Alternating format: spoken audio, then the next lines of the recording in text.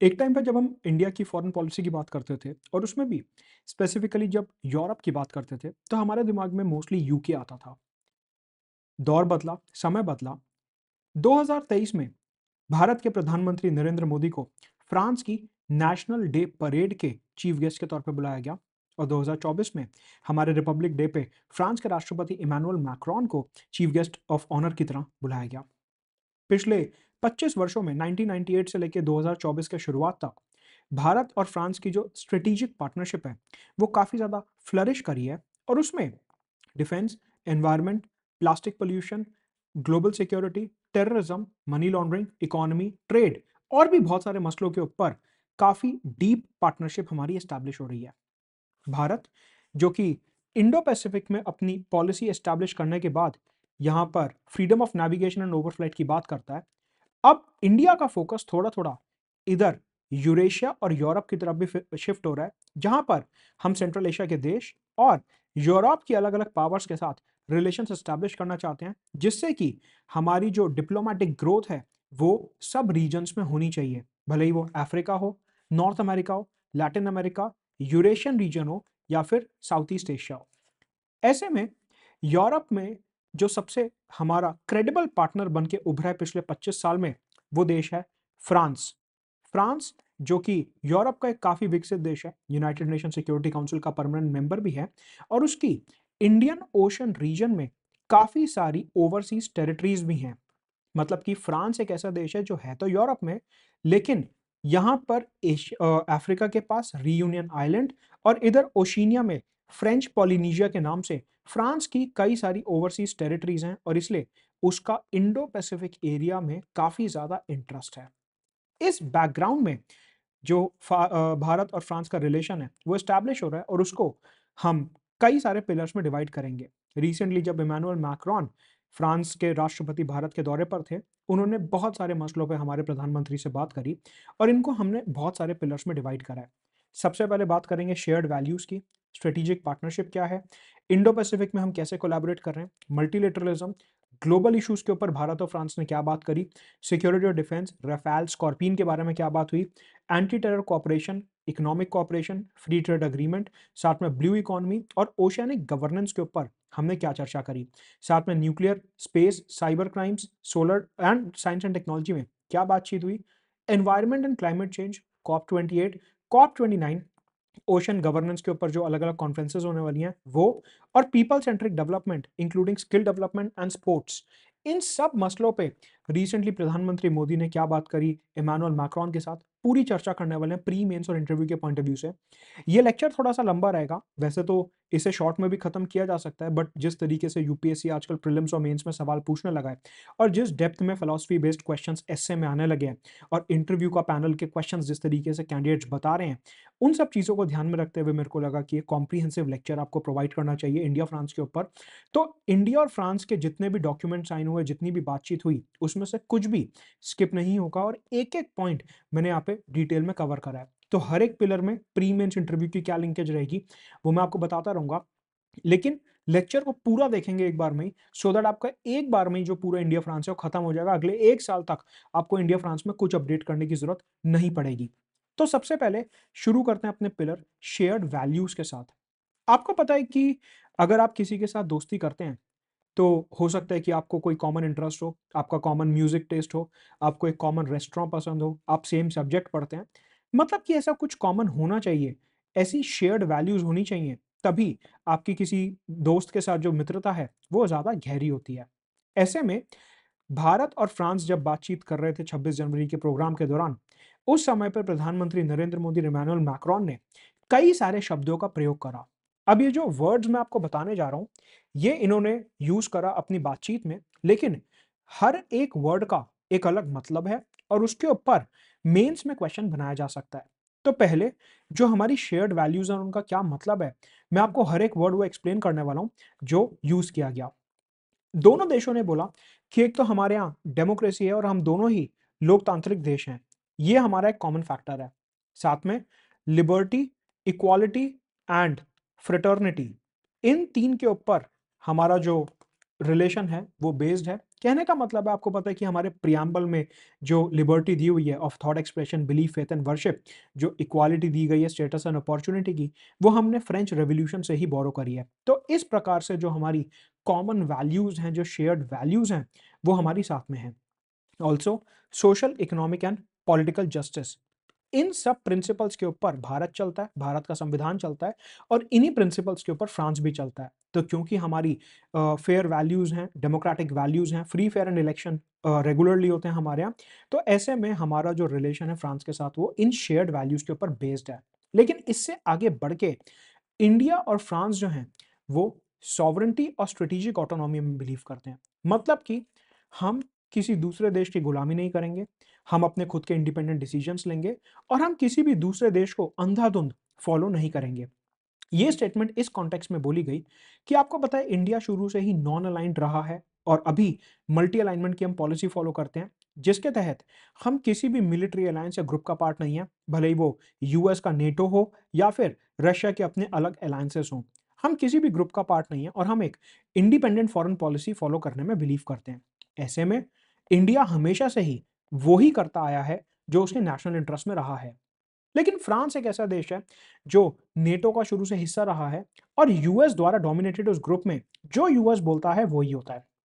पिछले कुछ समय से हमें पता है कि यूएस की जो हेजमनी है, यूएस का जो वर्चस्व है, वो पूरी दुनिया में गिर रहा है और ऐसे में फ्रांस के राष्ट्रपति ने लास्ट ईयर ये बोला कि अब वो दौर आ चुका है कि यूएस जो बोलेगा हम हमेशा वो नहीं कर सकते, यूरोप को खुद के डिसीजंस लेने शुरू करने पड़ेंगे। मतलब कि यूएस जो अभी तक यूरोप के सारे अफेयर्स को कंट्रोल करता हुआ आ रहा था और जो यूएस बोलता था वही यूरोप में होता था, फ्रांस ने बोला कि अब हम इस चीज से आगे बढ़ना चाहते हैं और हम वो ही करेंगे जो हमारे नेशनल इंटरेस्ट में होगा, अपनी खुद की आज़ादी से हम डिसीजंस लेंगे। तो जो इंडिया की वैल्यू थी स्ट्रेटेजिक ऑटोनॉमी की, वही अब फ्रांस भी फॉलो कर रहा है यूएस के चंगुल से आगे बढ़ के। साथ में इंडिया मल्टीपोलर वर्ल्ड ऑर्डर में बिलीव करता है और इसका मतलब है कि हम ये चाहते हैं कि पूरी दुनिया में अलग-अलग पावर के सेंटर्स होने चाहिए। बेसिकली ये हुआ कि 1991 के बाद जब कोल्ड वॉर खत्म हुई और यूएसएसआर का डिसइंटीग्रेशन हुआ, तो अमेरिका जो है वो इस पूरी दुनिया का केंद्र बन के उभरा कि जो अमेरिका बोलेगा वर्ल्ड बैंक, आईएमएफ सब जगह वही होगा, ब्रेटन वुड इंस्टीट्यूशंस, इकोनॉमी सब जगह वही होगा। यूएस की करेंसी डॉलर जो है वो दुनिया की रिजर्व करेंसी बन जाएगी। सारे देश डॉलर में ट्रेड करेंगे, इन्वेस्टर्स डॉलर में इन्वेस्टमेंट करेंगे। सिक्योरिटी काउंसिल में जो अमेरिका बोलेगा वही होगा, यूनाइटेड नेशंस में जो अमेरिका बोलेगा वही होगा। कहीं पे भी सीरिया, लीबिया, इराक, ईरान, कहीं पे भी कोई कॉन्फ्लिक्ट हो रहा है तो अमेरिका वहां पे अपनी आर्मी भेज देगा। इसे कहते हैं हेजमनिक पावर, मतलब कि इसे कहते हैं यूनिपोलर वर्ल्ड। यूनिपोलर वर्ल्ड का मतलब होता है कि पूरी दुनिया में सिर्फ एक ही पावर है जो सारे अफेयर्स को चला रही है। लेकिन इंडिया ने ये बोला कि हम अमेरिका के खिलाफ नहीं है, अमेरिका हमारा स्ट्रेटेजिक पार्टनर है, लेकिन हम अपने देश में प्रियम्बल के स्पिरिट में हमेशा इक्वालिटी को फॉलो करते हुए आए हैं। तो हमने बोला ये यूएस जो है ये अपनी दादागिरी ऐसी क्यों दिखाता है? दुनिया में सबके पास, सबकी दुनिया है, तो सबके पास डिसीजन मेकिंग की पावर होनी चाहिए कि मतलब साइंस एंड टेक्नोलॉजी के डोमेन में कोई देश डिसीजन ले रहा है, सोशल इश्यूज में कोई दूसरा देश डिसीजन ले रहा है, इकोनॉमी में कोई दूसरा देश, डिफेंस में कोई दूसरा देश, सोलर एनर्जी में कोई तीसरा देश, मतलब कि सब देशों के पास अलग-अलग टाइप की डिसीजन मेकिंग पावर होनी चाहिए। इसे बोला जाता है मल्टीपोलर वर्ल्ड ऑर्डर। मल्टीपोलर का मतलब होता है कि दुनिया के हर कॉन्टिनेंट के अलग-अलग देश, चाहे वो लैटिन अमेरिका हो, अफ्रीका हो, ओशिनिया हो, यूरोप हो, हर जगह के देश जो हैं उनके पास अपनी बात आगे रखने का मौका होना चाहिए। दुनिया जो है वो एक क्रेटिक वर्ल्ड ऑर्डर की तरह चलनी चाहिए, ना कि डिक्टेटरशिप की तरह कि जो अमेरिका ने बोल दिया वही होना चाहिए। इसे कहते हैं मल्टीपोलर वर्ल्ड ऑर्डर। तो इंडिया जो है वो मल्टीपोलर वर्ल्ड ऑर्डर को फॉलो करता है और हम ऐसी एक दुनिया की स्थापना करना चाहते हैं। फ्रांस भी हमारे साथ इसी में जुड़ा और इमैनुअल मैक्रोन ने प्रधानमंत्री नरेंद्र मोदी को बोला कि हम भी एक मल्टीपोलर वर्ल्ड ऑर्डर की स्थापना करना चाहते हैं। साथ में हम चाहते हैं कि ये पूरी दुनिया रूल ऑफ लॉ के ऊपर चले। आपको पता है कि हमारे कॉन्स्टिट्यूशन में आर्टिकल 14 के अंदर दिया हुआ है equality before law and equal protection of the law. कहने का मतलब है हमारा जो आर्टिकल 14 है भारतीय संविधान का, वो देश के अंदर सब जगह बराबरी को एस्टैब्लिश करता है। आपको पता है कि चाहे वो बड़े से बड़ा नेता हो या छोटे से छोटा कोई गरीब व्यक्ति हो, कानून सबके लिए बराबर है। हमने बोला कि हम जब अपने देश के अंदर ये चीज़ फ़ॉलो करते हैं, तो देश के बाहर भी हम यही फ़ॉलो करेंगे कि दुनिया में जो कानून है, वो सबके लिए लगना चाहिए सेम तरीके से। ऐसा नहीं है कि चाइना, यूएस और रशिया मजबूत देश हैं, तो वो कोई सा भी कानून तोड़ेंगे, कहीं पे भी अपनी आर्मी भेज देंगे, किसी भी देश को कुचल देंगे, किसी भी देश को दबा लेंगे, ऐसा तो नहीं होना चाहिए। भले ही वो छोटे से छोटा देश Zambia, Senegal, Uganda, Rwanda, Burundi हो या फिर बड़े से बड़ा देश यूएस, रशिया, चाइना हो, हम रूल ऑफ लॉ के अंदर ये चाहते हैं कि दुनिया के यूनाइटेड नेशंस के जो रूल्स हैं वो सबके ऊपर बराबर तरीके से अप्लाई होने चाहिए। फ्रांस ने बोला बिल्कुल सही बात है।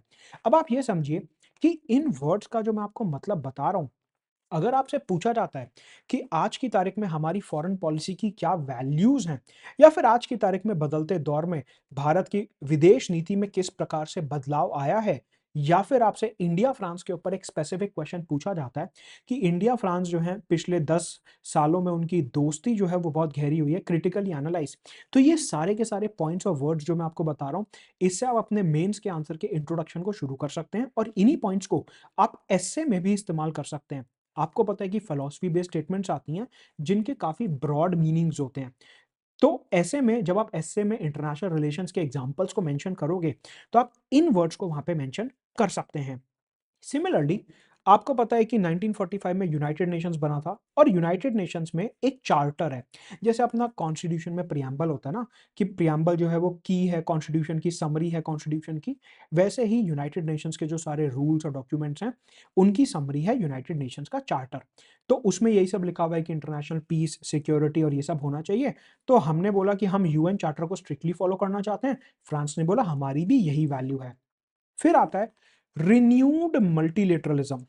ये बहुत इंपॉर्टेंट वर्ड है जो यूज किया गया, और ये इसके ऊपर आपको इसी वर्ड के ऊपर सीधा मेंस में क्वेश्चन बन सकता है कि what is renewed multilateralism in the current global context, discuss. आप डिस्कस करिए कि ये जो उभरता हुआ बहुपक्षीयवाद है ये क्या है। रिन्यूड मल्टीलेटरलिज्म का मतलब होता है कि जो पुराने जमाने के ग्रुप्स बने हुए हैं ना, जैसे कि यूनाइटेड नेशंस हो गया, वर्ल्ड बैंक हो गया, आईएमएफ हो गया, डब्ल्यूटीओ हो गया, ये जो ग्रुप्स हैं अभी ये पुराने हो चुके हैं। इनमें नई रियलिटीज जो हैं वो रिफ्लेक्ट नहीं होती। जो नए प्रकार की दुनिया चल रही है आजकल, कि 1945 में इंडिया तो गुलाम था अंग्रेजों का, लेकिन 2024 में हम one of the global powers हैं, हम तीसरी सबसे बड़ी इकोनॉमी हैं, हम 10 ट्रिलियन की इकोनॉमी बहुत जल्दी बन जाएंगे, 2047 तक हम डेवलप्ड बन जाएंगे। तो भारत को इन जगहों पे बहुत ज्यादा पावर नहीं दी गई, मतलब कि सिक्योरिटी काउंसिल में हमारे पास परमानेंट मेंबरशिप नहीं है, आईएमएफ और वर्ल्ड बैंक में जो हमारी वोटिंग की परसेंटेज है वो काफ़ी कम है। तो हमने बोला कि ये जो पुराने ज़माने के ग्रुप्स बना रखे हैं ना, इनको बदलना पड़ेगा और आज की जो सच्चाई है, उसको दर्शाते हुए हमारे को इन ग्रुप्स में चेंजेस और अमेंडमेंट्स करने होंगे। फ्रांस ने बोला हम इस बात से बिल्कुल इत्तेफाक रखते हैं कि आज की रियलिटीज़ को रिफ्लेक्ट करते हुए ऐसे ग्रुप्स में अमेंडमेंट्स और चेंजेस आने चाहिए। फिर आता है stable and United world order. इसका मतलब है कि दुनिया में पिछले 2 साल में कॉन्फ्लिक्ट बहुत ज़्यादा बढ़ गया है। भले ही वो रशिया यूक्रेन का क्राइसिस हो, हर दूसरे दिन नॉर्थ कोरिया द्वारा मिसाइलों की टेस्टिंग हो, तालिबान जिस तरीके से अफगानिस्तान में आतंकवाद फैला रहा है वो हो, ईरान और पाकिस्तान का कॉन्फ्लिक्ट हो, इजराइल गाजा का कॉन्फ्लिक्ट हो, हर जगह पे कहीं ना कहीं हमारे को कॉन्फ्लिक्ट जोन्स दिखते हैं। दुनिया में आतंकवाद बढ़ता जा रहा है और देशों की आपस में लड़ाइयां भी बढ़ती जा रही हैं। लेकिन हम ये चाहते हैं कि दुनिया जो है वो स्टेबल रहे और जो पूरी दुनिया का ऑर्डर है वो यूनाइटेड रहे। कि दुनिया जो है वो इतनी ज़्यादा बढ़ चुकी है, रशिया अपने अलग ग्रुप बना रहा है, चाइना अपने अलग ग्रुप्स बना रहा है, यूएस अपने अलग ग्रुप्स बना रहा है, उन ग्रुप्स में भी देशों की आपस में लड़ाई हो रही है, आसियान के देशों में आपस में थोड़ी बहुत लड़ाई चल रही है, जो सार्क नाम का ग्रुप है उसमें इंडिया पाकिस्तान की नहीं बन रही है। तो दुनिया जो है वो अलग अलग लेवल्स पे बढ़ चुकी है, ईरान की सऊदी से नहीं बन रही, सऊदी की इसराइल से नहीं बन रही, इसराइल की ईरान से नहीं बन रही, इस तरीके से कन्फ्लिक्ट चालू हैं। तो हम दोनों देश इंडिया और फ्रांस मिलके ये करना चाहते हैं कि दुनिया में एक स्टेबल और यूनाइटेड वर्ल्ड ऑर्डर होना चाहिए।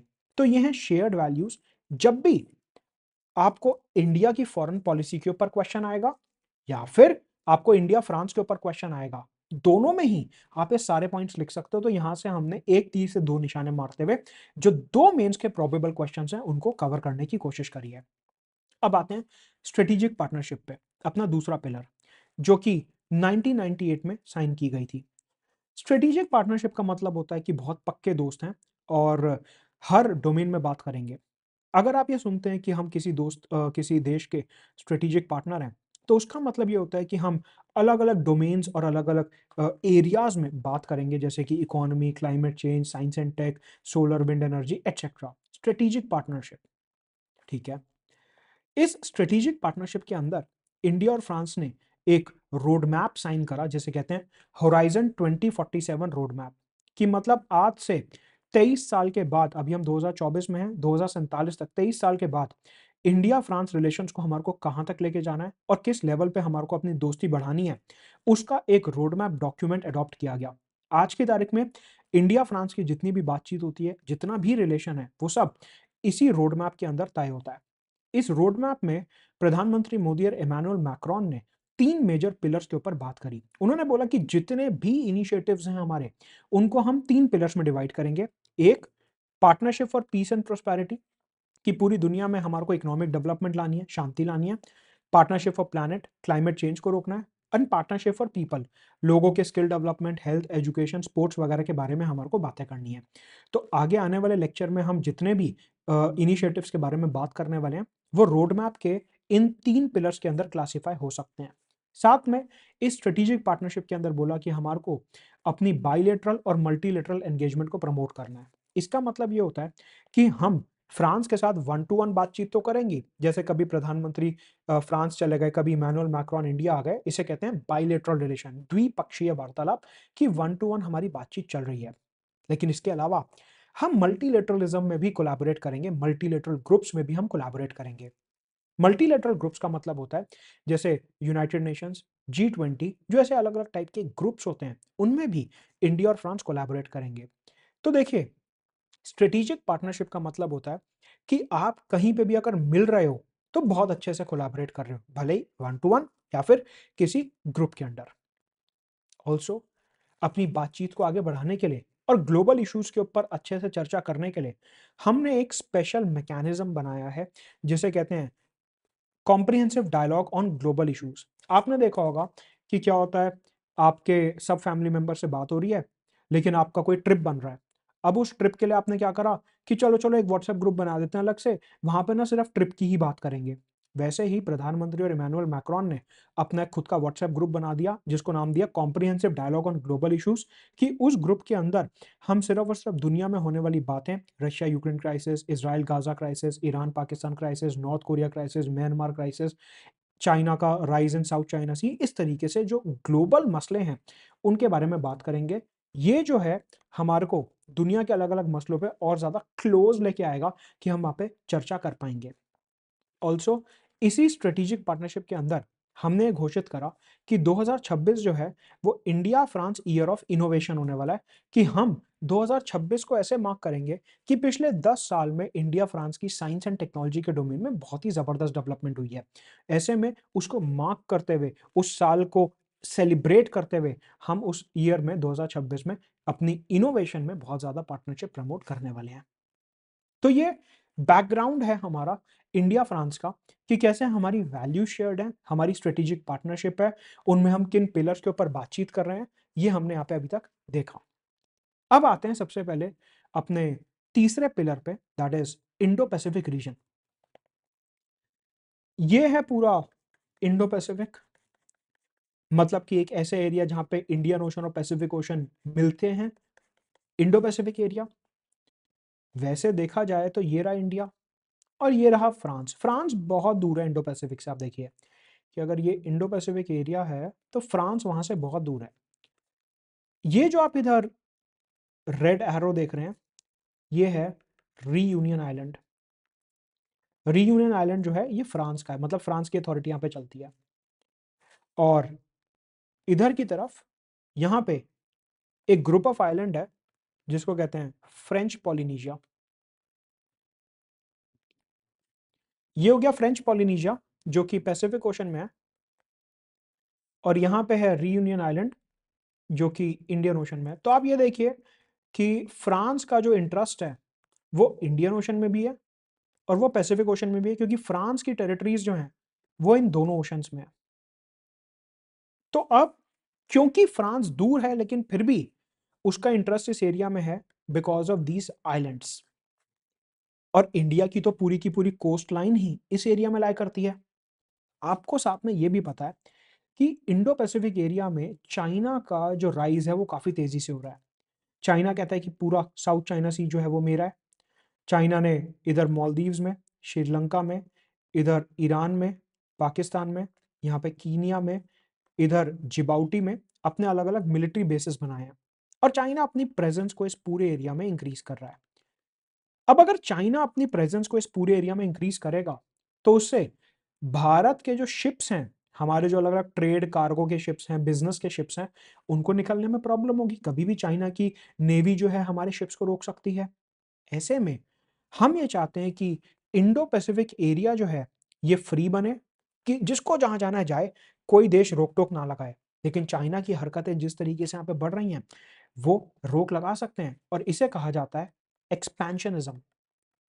कि चाइना जो है अपना विस्तारवाद दिखा रहा है यहाँ पे, अपना एक्सपेंशनिज्म दिखा रहा है यहाँ पे, कि मैं इस टेरिटरी को अपने कब्जे में लाना चाहता हूँ। एक्सपेंशनिज्म जो कि भारत के और दूसरे देशों के इंटरेस्ट के खिलाफ है। कि आप मानिए कल को फ्रांस का अगर कोई शिप यहां से निकल रहा है ट्रेड के लिए और चाइना उसे रोक ले, तो फ्रांस कुछ नहीं कर पाएगा। ऐसे में हमारे को फ्री, ओपन और इंक्लूसिव इंडो पैसिफिक बनाना है। एक ऐसा इंडो पैसिफिक जो इंक्लूसिव हो, मतलब कि जितने भी देश हैं वो इसे यूज करना चाहें तो यूज कर सकते हैं, कोई देश उन्हें नहीं रोकेगा।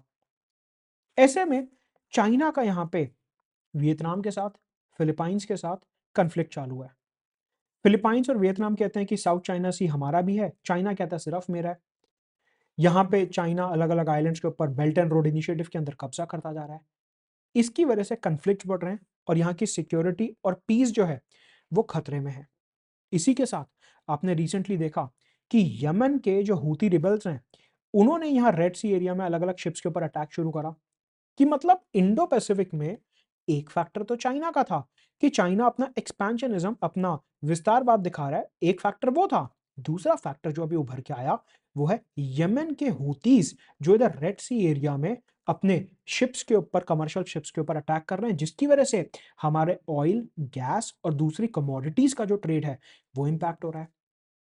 तो आप ये समझिए कि ये जो हूतीज का और चाइना का चैलेंज है इंडो पैसिफिक में, ये इंडिया और फ्रांस दोनों को इंपैक्ट करता है। तो हमने कहा कि इस एरिया में हम ज़्यादा से ज़्यादा कोलैबोरेशन अपनी करने वाले हैं। सबसे पहले हम जो है एक comprehensive road map for Indo Pacific sign करेंगे। इंडिया और फ्रांस के बीच में साइन हो चुका है कि इस पूरे एरिया में फ्रांस अपने शिप्स को भेजेगा, हमारे शिप्स यहाँ पे हैं।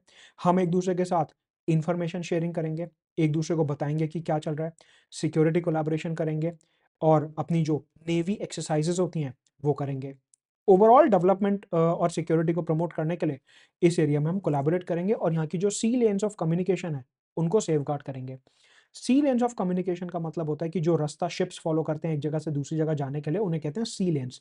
जैसे हाईवे पे होता है ना, 6 लेन हाईवे बना दिया, 8 लेन हाईवे बना दिया, वैसे ही है सी लेन्स कि ये वाली लेन, ये वाली पटरी, ये वाली स्ट्रिप फॉलो करते हुए एक शिप जो है यहाँ से निकला, उसे कहते हैं सी लेन्स। तो हमारे को इन्हें सेफगार्ड करना है जिससे कि सोमालिया के जो पायरेट्स हैं, यमन के जो हुतीज हैं, वो यहाँ पे कोई टेररिज्म ना फैला पाए। और इस पूरे एरिया में जो हमारा स्पेशलाइज्ड फोकस होगा वो होगा साउथ वेस्ट इंडो पैसिफिक पे, मतलब कि ये वाला area south west reunion island वाला एरिया।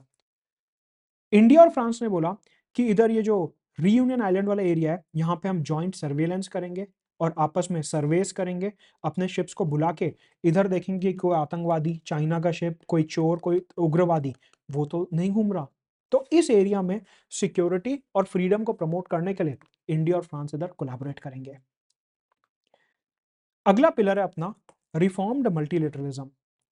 जो मैंने आपको शुरू में इस लेक्चर के बताया था कि हमारे को जो पुराने टाइम की बनी हुई अलग-अलग बॉडीज़ हैं, मल्टीलेटरल बॉडीज़, हम उन्हें रिफॉर्म करना चाहते हैं। हम चाहते हैं कि उनमें बदलाव आए और वो आज की रियलिटीज़ को जो है रिफ्लेक्ट करे।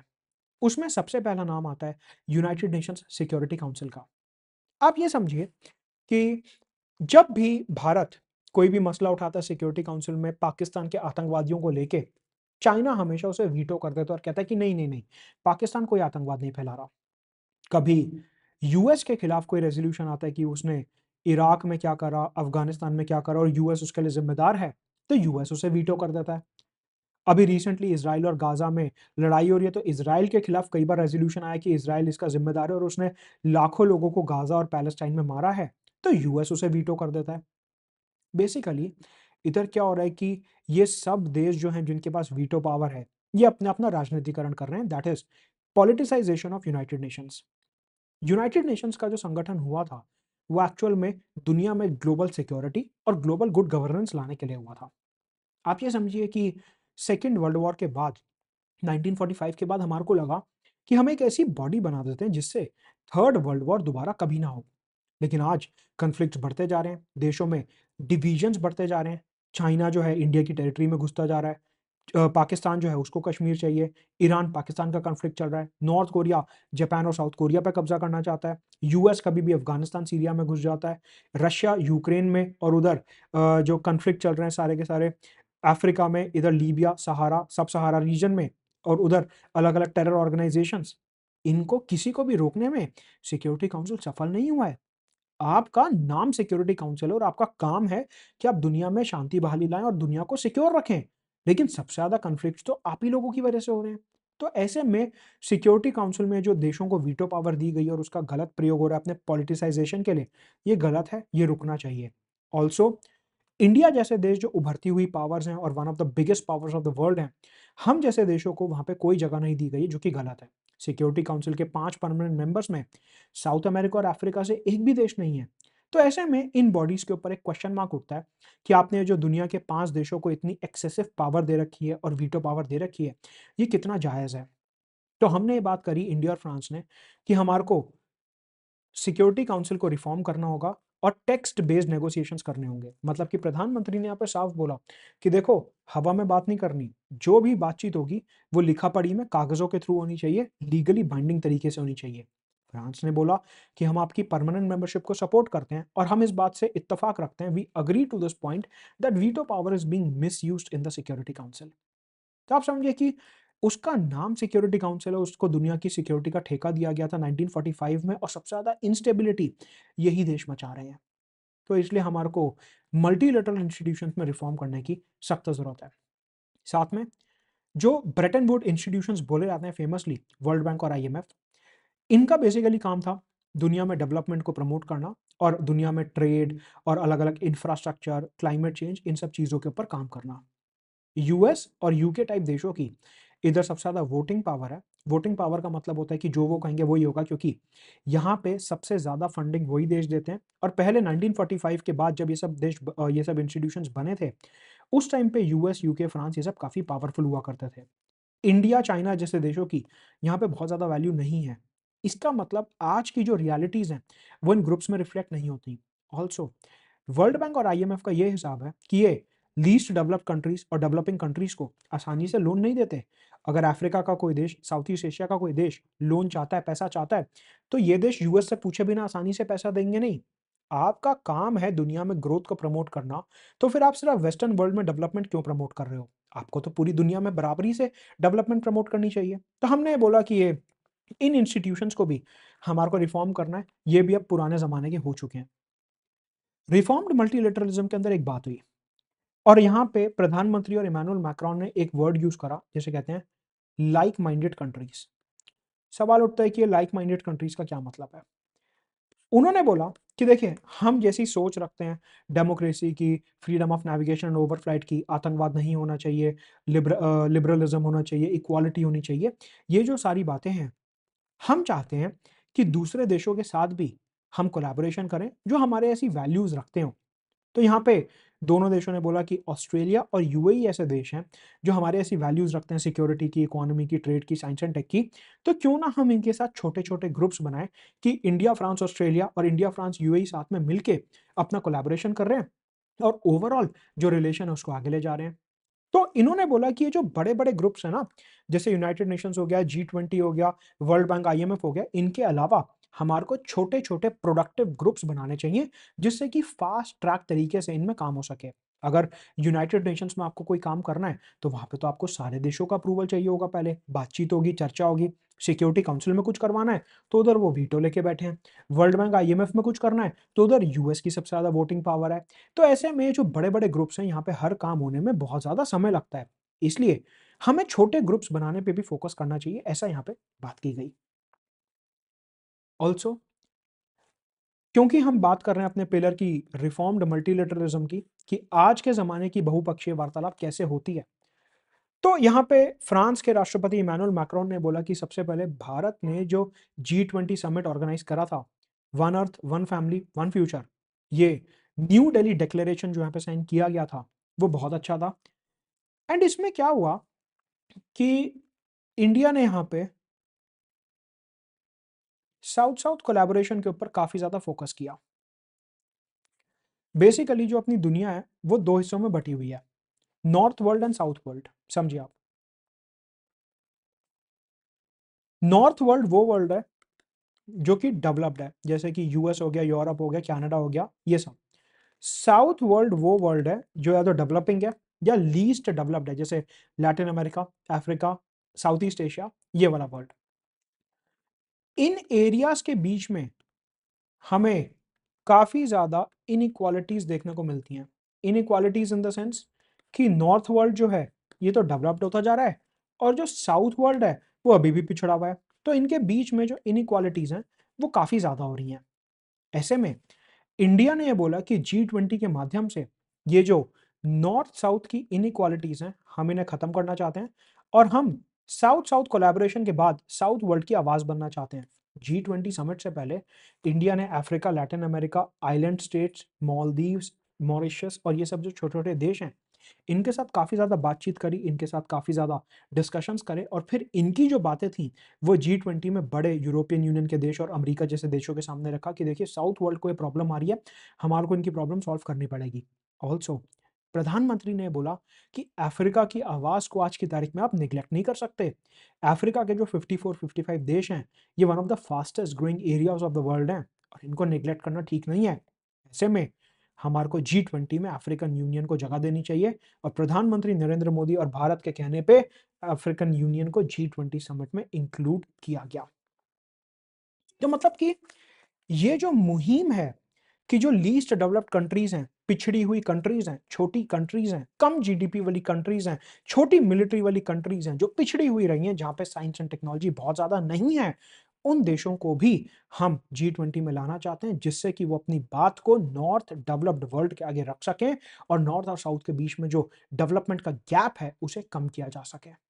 तो G20 में हमने जो इंक्लूसिव और रिप्रेजेंटेटिव G20 बनाने की बात करी, कि सबकी आवाज G20 में पहुंचनी चाहिए, ये भारत की सबसे बड़ी जीत है यहाँ पे, कि हम नॉर्थ और साउथ के जो बीच का गैप है उसे कम करना चाहते हैं। इंडिया और फ्रांस ने बोला कि फ्रांस जो है वो भी यही चाहता है कि G20 में ज्यादा से ज्यादा छोटे देश, साउथ वर्ल्ड के देश आगे आए और उनकी आवाज सुनी जाए। जो काम हमने नई दिल्ली में 2023 में करा G20 में, वही काम हम ब्राजील में 2024 में करने वाले हैं, क्योंकि 2024 में ब्राजील जो है वो G20 का चेयरपर्सन है। इसके बाद बात होती है अलग अलग ग्लोबल मसलों के ऊपर, particularly Israel, Gaza, Red Sea and Ukraine crisis. यहाँ पे म्यांमार की कोई बात नहीं की गई, और नॉर्थ कोरिया के बारे में भी कोई बात नहीं की गई, इवन दो वो भी कंसर्निंग एरियाज हैं, लेकिन उनके बारे में अभी कोई बात यहाँ पे नहीं हुई। सबसे पहले इसराइल गाजा की बात हुई, और इधर ये बोला गया कि अक्टूबर 2023 में हमास नाम के टेरर ऑर्गेनाइजेशन ने जो इसराइल के ऊपर टेररिस्ट अटैक करा था, जिसमें ज्यूज के काफी सारे लोग मरे थे, वो गलत है, और इंडिया और फ्रांस दोनों ही आतंकवाद के खिलाफ हैं। लेकिन उसके बाद जो इसराइल ने गाजा में काउंटर अटैक करा, और आज तक वो वॉर चल रही है जिसमें हजारों पैलेस्टीनियंस मर चुके हैं, हम वो भी नहीं चाहते। इंडिया और फ्रांस ने बोला कि हम चाहते हैं कि पैलेस्टाइन नाम का एक अलग देश बनाया जाए, and we support a two state solution. Outrightly हमने बोला भले ही इसराइल को बुरा लग जाए, लेकिन हम अपनी वैल्यूज से पीछे नहीं हटेंगे। देखिए, शेयर्ड वैल्यूज, शेयर्ड वैल्यूज का मतलब है कि हम स्ट्रेटेजिक ऑटोनॉमी को सपोर्ट करते हैं। आप देखिए, मैंने आपको इधर बताया था कि हम स्ट्रेटेजिक ऑटोनॉमी और सॉवरेंटी को सपोर्ट करते हैं, ये हमारी शेयर्ड वैल्यू है, और उसी का नमूना, उसी का एग्जाम्पल हमने यहाँ पे देखा कि हम ये कहते हैं भले इजराइल जो है हमारा बहुत अच्छा दोस्त है, फ्रांस का भी बहुत अच्छा दोस्त है, लेकिन जो सच है वो सच है, जो वैल्यू है वो वैल्यू है। हमने बोला कि पैलेस्टाइन जो है वो बनना चाहिए। We support a two state solution with peaceful coexistence, कि दोनों देश साइड बाय साइड पीसफुली रहें। साथ में इंडिया फ्रांस ने बोला कि हम इजराइल से गुहार लगाते हैं कि जितनी भी ह्यूमैनिटेरियन असिस्टेंस है उसको गाज़ा तक पहुँचने दिया जाए। इज़राइल जो है गाज़ा तक जाने वाले जितने भी खाना, कपड़ा, दवाइयों के ट्रक्स हैं उनको रोक रहा है। तो हमने बोला कि ये पैलेस्टाइन के लोगों के खिलाफ है, उनके ह्यूमैनिटेरियन राइट्स के खिलाफ है और ऐसा नहीं होना चाहिए। तो इज़राइल और गाज़ा में दोनों देशों ने अपना स्टैंस क्लियर करा। फिर आई रेड सी की बात। हमने ऑलरेडी देखा कि इंडो पैसिफिक में कैसे इंडिया और फ्रांस जो है कोलैबोरेट कर रहे हैं, क्योंकि चाइना और हूथीज़ का काफ़ी ज़्यादा यहाँ पे जो क्राइसिस है वो बढ़ता जा रहा है और ऐसे में हम इंडो पैसिफिक को फ्री, ओपन और इंक्लूसिव रखना चाहते हैं। तो उधर हमने बोला कि हम इंडो पैसिफिक एरिया में कोलैबोरेट करके रेड सी क्राइसिस को टैकल करने की कोशिश करेंगे। साथ ही रशिया यूक्रेन कॉन्फ्लिक्ट में दोनों ने वही सेम स्टैंस जो हमने पहले भी देखा हुआ है कि हम वायलेंस नहीं चाहते, सीज़ फायर चाहते हैं कि गोला बारूद एकदम रुक जाना चाहिए और जो भी आपकी प्रॉब्लम्स हैं आप उनको डिप्लोमैटिकली सॉल्व करिए। बेसिकली रशिया जो है, क्योंकि वहाँ पे ग्रासलैंड्स बहुत ज़्यादा हैं तो वो काफ़ी ज़्यादा व्हीट प्रोड्यूस करता है और दुनिया में अफ्रीका जैसे देशों को सप्लाई करता है सस्ते दाम पे। जब से रशिया यूक्रेन क्राइसिस शुरू हुए हैं तब से रशिया का जो गेहूं है वो अफ्रीका के लीस्ट डेवलप्ड कंट्रीज के पास नहीं पहुंच पा रहा है, जिसकी वजह से इन लीस्ट डेवलप्ड कंट्रीज की जो फूड सिक्योरिटी है वो काफ़ी ज़्यादा इम्पैक्ट हो रही है। तो हमने और फ्रांस ने, दोनों ही साइड्स ने रशिया को ये बोला कि ये क्राइसिस रुकना चाहिए, क्योंकि फूड और इकोनॉमी दोनों ही इम्पैक्ट हो रहा है कि रशिया से निकलने वाला ऑयल और गैस जो है वो इम्पैक्ट हो रहा है, उस एरिया में जितने भी शिप्स घूमते थे वो इम्पैक्ट हो रहे हैं, तो उस एरिया का ओवरऑल ट्रेड जो है वो इम्पैक्ट हो रहा है और ये रुकना चाहिए। तो ये ऐसे ग्लोबल मसले थे जहाँ पे हमने बात करी। तो हमने अभी तक क्या देख लिया कि हमारी कुछ शेयर्ड वैल्यूज़ हैं, हमारी स्ट्रेटेजिक पार्टनरशिप है 1998 के बाद से चलती हुई, इंडो पैसिफिक में कैसे कोलैबोरेट कर रहे हैं, रिन्यूड मल्टीलैटरलिज्म, उसमें सिक्योरिटी काउंसिल, वर्ल्ड बैंक, अलग-अलग छोटे-छोटे ग्रुप्स, G20 की बात करी और ग्लोबल इश्यूज़ में हमने अभी इज़राइल, गाज़ा, रशिया और रेड सी की बात करी। अगला पिलर है हमारा सिक्योरिटी एंड डिफेंस का। सिक्योरिटी और डिफेंस। सबसे पहले ये बात हुई कि ये जो हम इतने ज़्यादा फ्रांस के साथ आजकल डिफेंस कोऑपरेशन कर रहे हैं, इसका ऑब्जेक्टिव क्या है? प्रधानमंत्री नरेंद्र मोदी ने बोला कि ये जो सिक्योरिटी कोलैबोरेशन है, Rafale, scorpion, multipurpose helicopter engines और ये सब, इसका एक ऑब्जेक्टिव है कि हमारे को अपने देश की सॉवरेनिटी प्रोटेक्ट करनी है। मतलब कि जो हमारे सिक्योरिटी थ्रेट्स हैं, दूसरे देशों से, पड़ोसी देशों से और आतंकवादियों से, सबसे पहले तो हमारे को अपने देश को उससे बचाना है। साथ में स्ट्रेटेजिक ऑटोनॉमी बनाए रखनी है कि कल को कोई भी बड़ा देश आके हमारे को अपनी मिलिट्री के दम पे धमका ना सके कि देखो मेरी बात मानो वरना मैं ऐसे अटैक कर दूंगा तुम्हारे ऊपर। हमारे को अपनी मिलिट्री इतनी स्ट्रांग हम बना चुके हैं ऑलरेडी कि हमारे को कोई देश चैलेंज नहीं कर सकता। साथ में इंडिया जो है वो पूरे इंडो पैसिफिक में एक नेट सिक्योरिटी प्रोवाइडर की तरह काम करता है। नेट सिक्योरिटी प्रोवाइडर का मतलब होता है कि इंडिया के जो शिप्स हैं, अलग-अलग सबमरीन्स हैं, वो इंडियन ओशन में घूम के ये इंश्योर करते हैं, क्योंकि आतंकवादी, कोई चोर, कोई ये सब घूम तो नहीं रहा, कोई दूसरे छोटे देशों के ऊपर अटैक करने तो नहीं जा रहा, कोई हमारे देश के ऊपर अटैक करने तो नहीं आ रहा। तो Mauritius, Maldives, reunion island, Comoros island, ये सब के अराउंड जो है हमारी पेट्रोलिंग वगैरह चालू रहती है और हम जो है पूरी रीजनल सिक्योरिटी को आगे बढ़ाते हैं। तो ये पर्पस है कि हम क्यों अपनी मिलिट्री को स्ट्रॉन्ग करना चाहते हैं और फ्रांस भी इस बात से इत्तेफाक रखता है और इसलिए हमारा जो सिक्योरिटी और डिफेंस है वो काफ़ी ज़्यादा स्ट्रॉन्ग है। अब सवाल उठता है कि ये जो सिक्योरिटी और डिफेंस का रिलेशन है इसमें हम क्या-क्या करते हैं फ्रांस के साथ? सबसे पहले information sharing and intelligence. France की इंटेलिजेंस एजेंसीज़ को कोई मनी लॉन्ड्रिंग की टिप मिली, कुछ मिला कि सस्पिशियस बैंक ट्रांज़ैक्शंस हो रही हैं, दिखा कि समंदर में कुछ हो रहा है, हवाई जहाज़ में कोई हमने उड़ता हुआ प्लेन देखा जो लगता है किसी दुश्मन का हो सकता है। इस तरीके से इन्फॉर्मेशन एक्सचेंज की जाती है इंडिया और फ्रांस के बीच। दूसरा, जॉइंट मिलिट्री एक्सरसाइज़ेज़ कि हमारी आर्मी, नेवी, एयर फ़ोर्स और उनकी आर्मी, नेवी, एयर फ़ोर्स आपस में एक्सरसाइज़ेज़ करते हैं, एक-दूसरे की आर्मी को समझने की कोशिश करते हैं। और तीसरा है डिफेंस का ट्रेड, मतलब कि जो इक्विपमेंट्स होती हैं डिफेंस की, उनका ट्रेड। रिसेंटली हमने देखा कि हमारा फ्रांस के साथ डिफेंस का जो कोऑपरेशन है वो बहुत ज़्यादा बढ़ता जा रहा था और उसके लिए हमने एक अलग से व्हाट्सएप ग्रुप बना दिया जिसका नाम है एनुअल डिफेंस डायलॉग। ये हमारा बहुत कम देशों के साथ है एनुअल डिफेंस डायलॉग। अगर हम किसी देश के साथ एनुअल डिफेंस डायलॉग करते हैं, इसका मतलब है कि हमारा वो कितना ज़्यादा इम्पोर्टेंट डेडिकेटेड डिफेंस पार्टनर है और फ्रांस वो है, इसलिए हमने एनुअल डिफेंस डायलॉग बनाया। इसी के साथ एक डायलॉग और शुरू करा हमने फ्रांस के साथ, एक और व्हाट्सएप ग्रुप बनाया है, जिसका नाम है मैरीटाइम कोऑपरेशन डायलॉग और इस मैरीटाइम कोऑपरेशन डायलॉग का मतलब है कि समंदर, Indian ocean, Pacific ocean, Atlantic ocean में होने वाली हर हरकत के ऊपर इंडिया, फ्रांस आपस में बातचीत करेंगे। ऑल्सो हमने बोला कि ये जो हम डिफेंस, मैरीटाइम, इंफॉर्मेशन शेयरिंग के ऊपर बातचीत कर रहे हैं, यही सेम कोऑपरेशन हम अदर लाइक माइंडेड कंट्रीज के साथ भी एक्सपैंड करेंगे। अदर लाइक माइंडेड कंट्रीज का यहाँ पे मतलब है Australia, UAE, Japan, south East Asia के आसियान के देश हो गए, यूरोप में जर्मनी, इटली हो गए, ऐसे और भी देश जो हमारे जैसे ही सोचते हैं, जिनको भी लिबर्टी चाहिए, फ्रीडम चाहिए, open and inclusive Indo Pacific चाहिए, उनके साथ भी हम ये काम आगे बढ़ा सकते हैं। अब सिक्योरिटी और डिफेंस में आपको पता है कि इंडिया, फ्रांस आजकल काफ़ी ज़्यादा डिफेंस इक्विपमेंट जो है खरीद बेच रहे हैं, और ऐसे में एक एरिया उभर के आता है जिसे हम कहते हैं defence industrial cooperation. Please focus upon this word, industrial cooperation.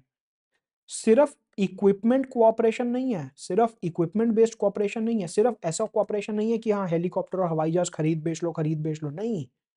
Industry, defence के डोमेन में इंडस्ट्री की कोऑपरेशन, इसे कहते हैं डिफेंस इंडस्ट्रियल कोऑपरेशन। कि सिर्फ हथियार खरीदेंगे बेचेंगे नहीं, बल्कि एक दूसरे के देशों में पूरी की पूरी डिफेंस की इंडस्ट्री लगा के डिफेंस के ट्रेड को प्रमोट किया जाएगा। आप समझिए कि फर्क है। एक रिलेशनशिप है कि आप एक कपड़ों की दुकान पे गए, आपने बोला कि भैया शर्ट दे दो, उसने आपको शर्ट दी, आप लेके वापस आ गए। एक पार्टनरशिप है कि आप शर्ट वाले के पास गए, आपने बोला अच्छा आपका सामान अच्छा है, एक काम करो मेरे लोकेलिटी में एक अपनी ब्रांच खोल लो, मैं उसमें पैसा लगाता हूँ, आपका बिजनेस भी बढ़ेगा और मैं वहीं से शर्टें भी लेता रहूँगा। आप सोचिए कि यहाँ पे ये बात हो रही है कि हमारे को इक्विपमेंट तो खरीदना ही है फ्रांस से, लेकिन साथ में इंडिया में डिफेंस की इंडस्ट्रीज लगानी है, जिससे कि वहाँ पे नए इक्विपमेंट बना के हम पूरी दुनिया में डिफेंस के एक्सपोर्टर्स बन सकें। तो ये गहरी पार्टनरशिप है। This is not just buyer seller relationship, ये सिर्फ खरीदने वाला और बेचने वाले का रिलेशन नहीं है। तो यहां पे कुछ शब्दों का प्रयोग हुआ। सबसे पहले उसमें वर्ड है को डिजाइन, को प्रोडक्शन एंड को डेवलपमेंट। कहने का मतलब है कि हम फ्रांस के साथ मिलके अलग अलग प्रोटोटाइप्स, ब्लूप्रिंट्स डिजाइन करेंगे, उन्हें प्रोड्यूस करेंगे और उन पे और डेवलपमेंट अपडेट्स लेके आएंगे। अब ये वो भारत नहीं रहा जो लिबर लिबर किया करता था, अब भारत को चाहिए फुल इज्जत। मतलब हम वो भारत नहीं है जो सबसे बोलते थे कि हमारे को डिफेंस इक्विपमेंट बेच दो। अब हम खुद बनाने में और उसे बना के आगे बेचने में विश्वास रखते हैं, और इसलिए ये डिफेंस इंडस्ट्रियल कॉर्पोरेशन के अंदर हमने वर्ड यूज करे को डिजाइन, कि हमारे को फ्रांस का बना बनाया डिजाइन नहीं चाहिए, हम भी बना सकते हैं, हमारे साइंटिस्ट भी बना सकते हैं। को प्रोडक्शन, हमारा बिजनेसमैन जब इंडस्ट्री लगाएगा तो दुनिया देखेगी। को डेवलपमेंट, हमारे साइंटिस्ट जब उसमें और एडवांसमेंट्स करेंगे तो वो कोई नहीं कर पाएगा। तो ये बोला गया कि ये जो पूरी डिफेंस इंडस्ट्रियल कोऑपरेशन है, इसको इस तरीके से बनाएंगे कि भारत में जो make in India in defence और आत्मनिर्भर भारत का प्रोजेक्ट है उसे आगे बढ़ावा मिले और भारत नेट डिफेंस एक्सपोर्टर बन पाए। और इसी बात को आगे बढ़ाने के लिए हमने एक नया डॉक्यूमेंट साइन करा है, जिसे कहते हैं डिफेंस इंडस्ट्रियल रोड मैप। कि डिफेंस की इंडस्ट्रीज कैसे इंडिया में लगाई जाएंगी फ्रांस की मदद से, उसके ऊपर एक रोड मैप साइन करा, that is defence industrial road map. यहाँ पे एक बात और है, आप गाड़ी तो खरीद लेते हो, लेकिन हर छठे महीने उसकी सर्विस भी करानी होती है। कई बार टायर पंचर हो गया, एक्सल में कोई प्रॉब्लम आ गई, लग रहा है बियरिंग खराब हो गए, शॉकर खराब हो गया, इंजन में कोई प्रॉब्लम आ गई, मतलब maintenance and repair. Defence equipment बना तो लोगे, खरीद तो लोगे, लेकिन डिफेंस की दुनिया में एक बहुत इंपॉर्टेंट चीज होती है रिपेयर एंड मेंटेनेंस। कि आप लाखों करोड़ों रुपए के रफाल तो खरीद लोगे, लेकिन कल को प्लेन में कोई प्रॉब्लम आ गई तो उन्हें कौन सही करेगा? पायलट्स का काम होता है प्लेन को उड़ाना, लेकिन उसको सही करना तो इंजीनियर का काम है। तो ऐसे में हमने बोला कि डिफेंस इंडस्ट्रियल कॉर्पोरेशन के अंदर जो हम नए इक्विपमेंट बनाएंगे, प्रोड्यूस करेंगे, वो तो ठीक है, लेकिन साथ में स्पेयर पार्ट्स, रिपेयर, मेंटेनेंस और ऑपरेशंस के ऊपर भी इंडिया और फ्रांस मिलकर ध्यान देंगे। और इसके लिए इंडिया में डेडिकेटेड इंडस्ट्री सेटअप करी जाएगी, जिसे हम कहते हैं एमआरओ इंडस्ट्रीज। एमआरओ इंडस्ट्रीज का मतलब है मेंटेनेंस, रिपेयर और ऑपरेशंस की इंडस्ट्रीज, जिनका काम होगा सिर्फ इन हवाई जहाज, हेलीकॉप्टर, टैंक इक्विपमेंट्स के स्पेयर पार्ट्स बनाना और उनके मेंटेनेंस और रिसर्च के ऊपर, रिपेयर के ऊपर फोकस करना। साथ में आपको पता है कि फ्रांस से हमने रफाल एयरक्राफ्ट खरीदा है, कुछ एयरक्राफ्ट खरीदे हैं और कुछ इंडिया में बनेंगे मेक इन इंडिया के अंदर। हम एक चीज और डेवलप करने जा रहे हैं, that is multi role helicopter. Multi role helicopter मतलब कि ऐसे हेलीकॉप्टर जो हमारी एयरफोर्स, आर्मी, नेवी अलग अलग पर्पसेस के लिए इस्तेमाल कर सकती है। उसके इंजन का जो डेवलपमेंट होना है, उसमें भी हम फ्रांस के साथ कोलैबोरेट कर रहे हैं। हमारी जो पीएसयू है एचएएल, हिंदुस्तान एरोनॉटिक्स लिमिटेड, वो फ्रांस की एक कंपनी है सफरान, सफरान का ही इंजन रफाल में लगा हुआ है। सफरान के साथ ही मिलके हम मल्टी रोल एडवांस्ड हेलीकॉप्टर के लिए इंजन को को डेवलप कर रहे हैं।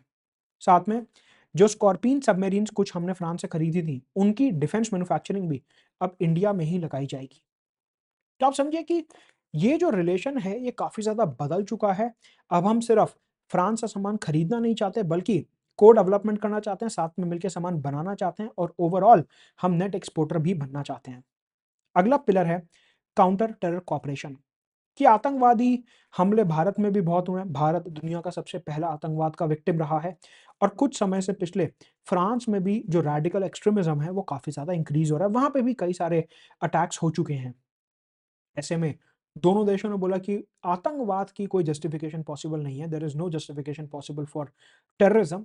और हर फॉर्म और मैनिफेस्टेशन में हर प्रकार से आतंकवाद, चाहे वो इकोनॉमिक टेररिज्म हो, फाइनेंशियल टेररिज्म हो, चाहे वो साइबर टेररिज्म हो, स्पेस टेररिज्म हो, आतंकवादी घुस रहे हैं, इन्फिल्ट्रेशन हो, रेडिकलाइजेशन हो, रिक्रूटमेंट ऑफ यूथ हो, कुछ भी हो, आतंकवाद से जुड़ी हर एक गतिविधि के ऊपर आप कोई जस्टिफिकेशन दे ही नहीं सकते, और उनको हमारे को पूरे तरीके से रोकना है। पाकिस्तान की तरफ यहाँ पे रेफरेंस देते हुए बोला गया कि जो क्रॉस बॉर्डर टेररिज्म है, जो बॉर्डर के उस पार से आने वाला आतंकवाद है, हमारे को उसे भी रोकना है। Cross border terrorism should be stopped. Also आतंकवाद तब पनपता है जब कोई देश उसे अपनी जमीन पे पनपने दे, उसके बैंक अकाउंट्स चालू रखे, उनको क्रिप्टो करेंसी बिटकॉइन में ऑपरेट करने दे, उनको टेरर फाइनेंसिंग प्रोवाइड करे, लॉन्च पैड्स प्रोवाइड करे, ट्रेनिंग ग्राउंड प्रोवाइड करे। आतंकवाद तभी पनप सकता है, क्योंकि बहुत बड़ा फिनोमेना है आतंकवाद। तो हमने बोला कि आतंकवादियों के ऊपर रोक लगानी है, वो तो सही बात है, लेकिन साथ में उनके bank accounts, terror financing, terror infrastructure, terror launch pads के ऊपर भी हमारे को कदम उठाना है। जो फाइनेंशियल एक्शन टास्क फोर्स करके एक बॉडी है, जिसका हेडक्वार्टर्स पेरिस में ही है, ये जो एफएटीएफ नाम की बॉडी है, भारत इसका मेंबर है, फ्रांस भी इसका मेंबर है, और इस बॉडी का मेजरली काम होता है दुनिया में टेरर फंडिंग और मनी लॉन्ड्रिंग को रोकना। हमने बोला कि इसकी गाइडलाइंस जो है हम वो फॉलो करेंगे, और आपको पता है कि हम फॉलो करते भी हैं। हमारे यहाँ जो फाइनेंशियल इंटेलिजेंस यूनिट है, prevention of money laundering act के अंडर, वो फाइनेंशियल इंटेलिजेंस यूनिट हमने एफएटीएफ की गाइडलाइंस के अंदर ही बनाया है। तो ऐसे में एंटी टेरर कॉपरेशन में इंडिया और फ्रांस कोलैबोरेट करेंगे। साथ में यूनाइटेड नेशन सिक्योरिटी काउंसिल की एक बॉडी है जिसे हम कहते हैं 1267 रेजोल्यूशंस कमेटी। ये जो 1267 रेजोल्यूशंस कमेटी है, इसका काम होता है दुनिया के खूंखार आतंकवादी और टेररिस्ट ऑर्गेनाइजेशंस, मतलब कि चाहे कोई इंडिविजुअल आतंकवादी हो या फिर पूरा का पूरा संगठन हो, उनको रेड लिस्ट करना, उनको डेजिग्नेटेड टेररिस्ट घोषित करना कि हाँ, ये दुनिया का बहुत ज्यादा खूंखार आतंकवादी है। तो हमने बोला कि 1267 रेजोल्यूशंस कमेटी में जितने भी खूंखार आतंकवादियों का नाम है और ऑर्गेनाइजेशंस का नाम है, सभी देशों को मिलकर उसका पालन करना चाहिए और उनको शेल्टर नहीं देनी चाहिए। बेसिकली ये रेफरेंस जो था पाकिस्तान की तरफ था कि जैश ए मोहम्मद, लश्कर ए तैयबा, इस टाइप के जो आतंकवादी हैं, ग्रुप्स हैं, उनको 1267 रेजोल्यूशंस कमेटी के अंदर डेजिग्नेटेड टेररिस्ट तो घोषित किया हुआ है, लेकिन पाकिस्तान में वो आज भी खुलेआम घूमते हैं। इसलिए 1267 रेजोल्यूशंस कमेटी के ऑर्डर्स का पालन होना चाहिए और आतंकवाद के ऊपर रोक लगाई जानी चाहिए। हमने फ्रांस के साथ अपनी काउंटर टेरर कॉपरेशन को आगे बढ़ाने के लिए एक डेडिकेटेड व्हाट्सएप ग्रुप भी बनाया है, जिसका नाम है joint working group on counter terrorism. ये ग्रुप का नाम आप ध्यान रखेंगे, यहाँ पे हम फ्रांस के साथ काफी ज्यादा कोलैबोरेशन करते हैं। तो अब हमने ये सारे के सारे जो पिलर्स हैं एंटी टेरर कॉपरेशन तक के देखे। अब चलते हैं इकोनॉमिक कॉपरेशन, ट्रेड, इन्वेस्टमेंट और ब्लू इकोनॉमी के ऊपर। सबसे पहले जब भी इकोनॉमी की आज की तारीख में बात आती है, तो उसमें सबसे पहले बात होती है डिजिटल इकोनॉमी की। आपको पता है भारत में डिजिटल इंफ्रास्ट्रक्चर कितना ज़्यादा बढ़ चुका है। यूपीआई, भीम, Paytm, IMPS, Aadhaar, JAM, trinity, Jan Dhan, Aadhaar mobile, mobile banking, net banking, even जितने भी passport, voter ID card, driving licence का काम होता है, वो सब आजकल ऑनलाइन हो जाता है। ई कोड्स, ये सब भी बनाए जा रहे हैं। तो मतलब कि हमने एक पूरा इंफ्रास्ट्रक्चर सेटअप करा है पब्लिक के लिए डिजिटल डोमेन का इस्तेमाल करते हुए। भले ही वो फास्ट टैग्स हों या फिर कोविड के टाइम पे जो कोविन ऐप बनाई गई थी, आजकल एयरपोर्ट्स पे डिजी यात्रा करके ऐप बनाई जा रही है।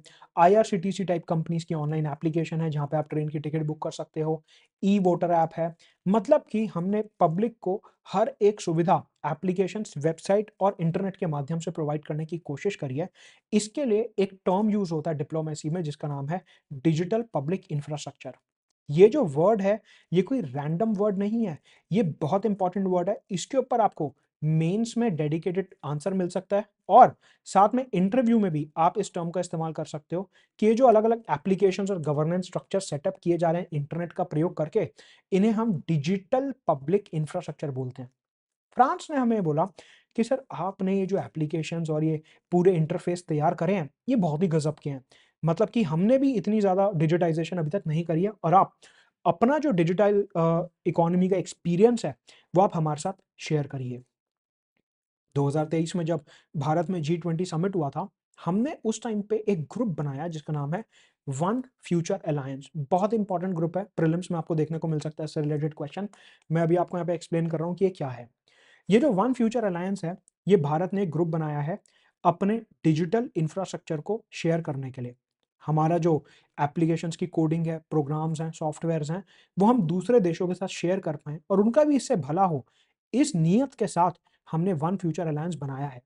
इसी वन फ्यूचर अलायंस के अंदर हमने ये सोचा कि जो छोटे देश हैं, लीस्ट डेवलप्ड कंट्रीज़ हैं, उनमें स्किल डेवलपमेंट किया जाएगा। वहाँ के जो सिविल सर्वेंट्स हैं, जनता है, उनको यहाँ पे हम ट्रेनिंग देंगे कि आप किस तरीके से इसका प्रयोग कर सकते हैं और साथ में इसी के अंदर हमने एक फंड भी बनाया है जिसका नाम है वन फ्यूचर फंड।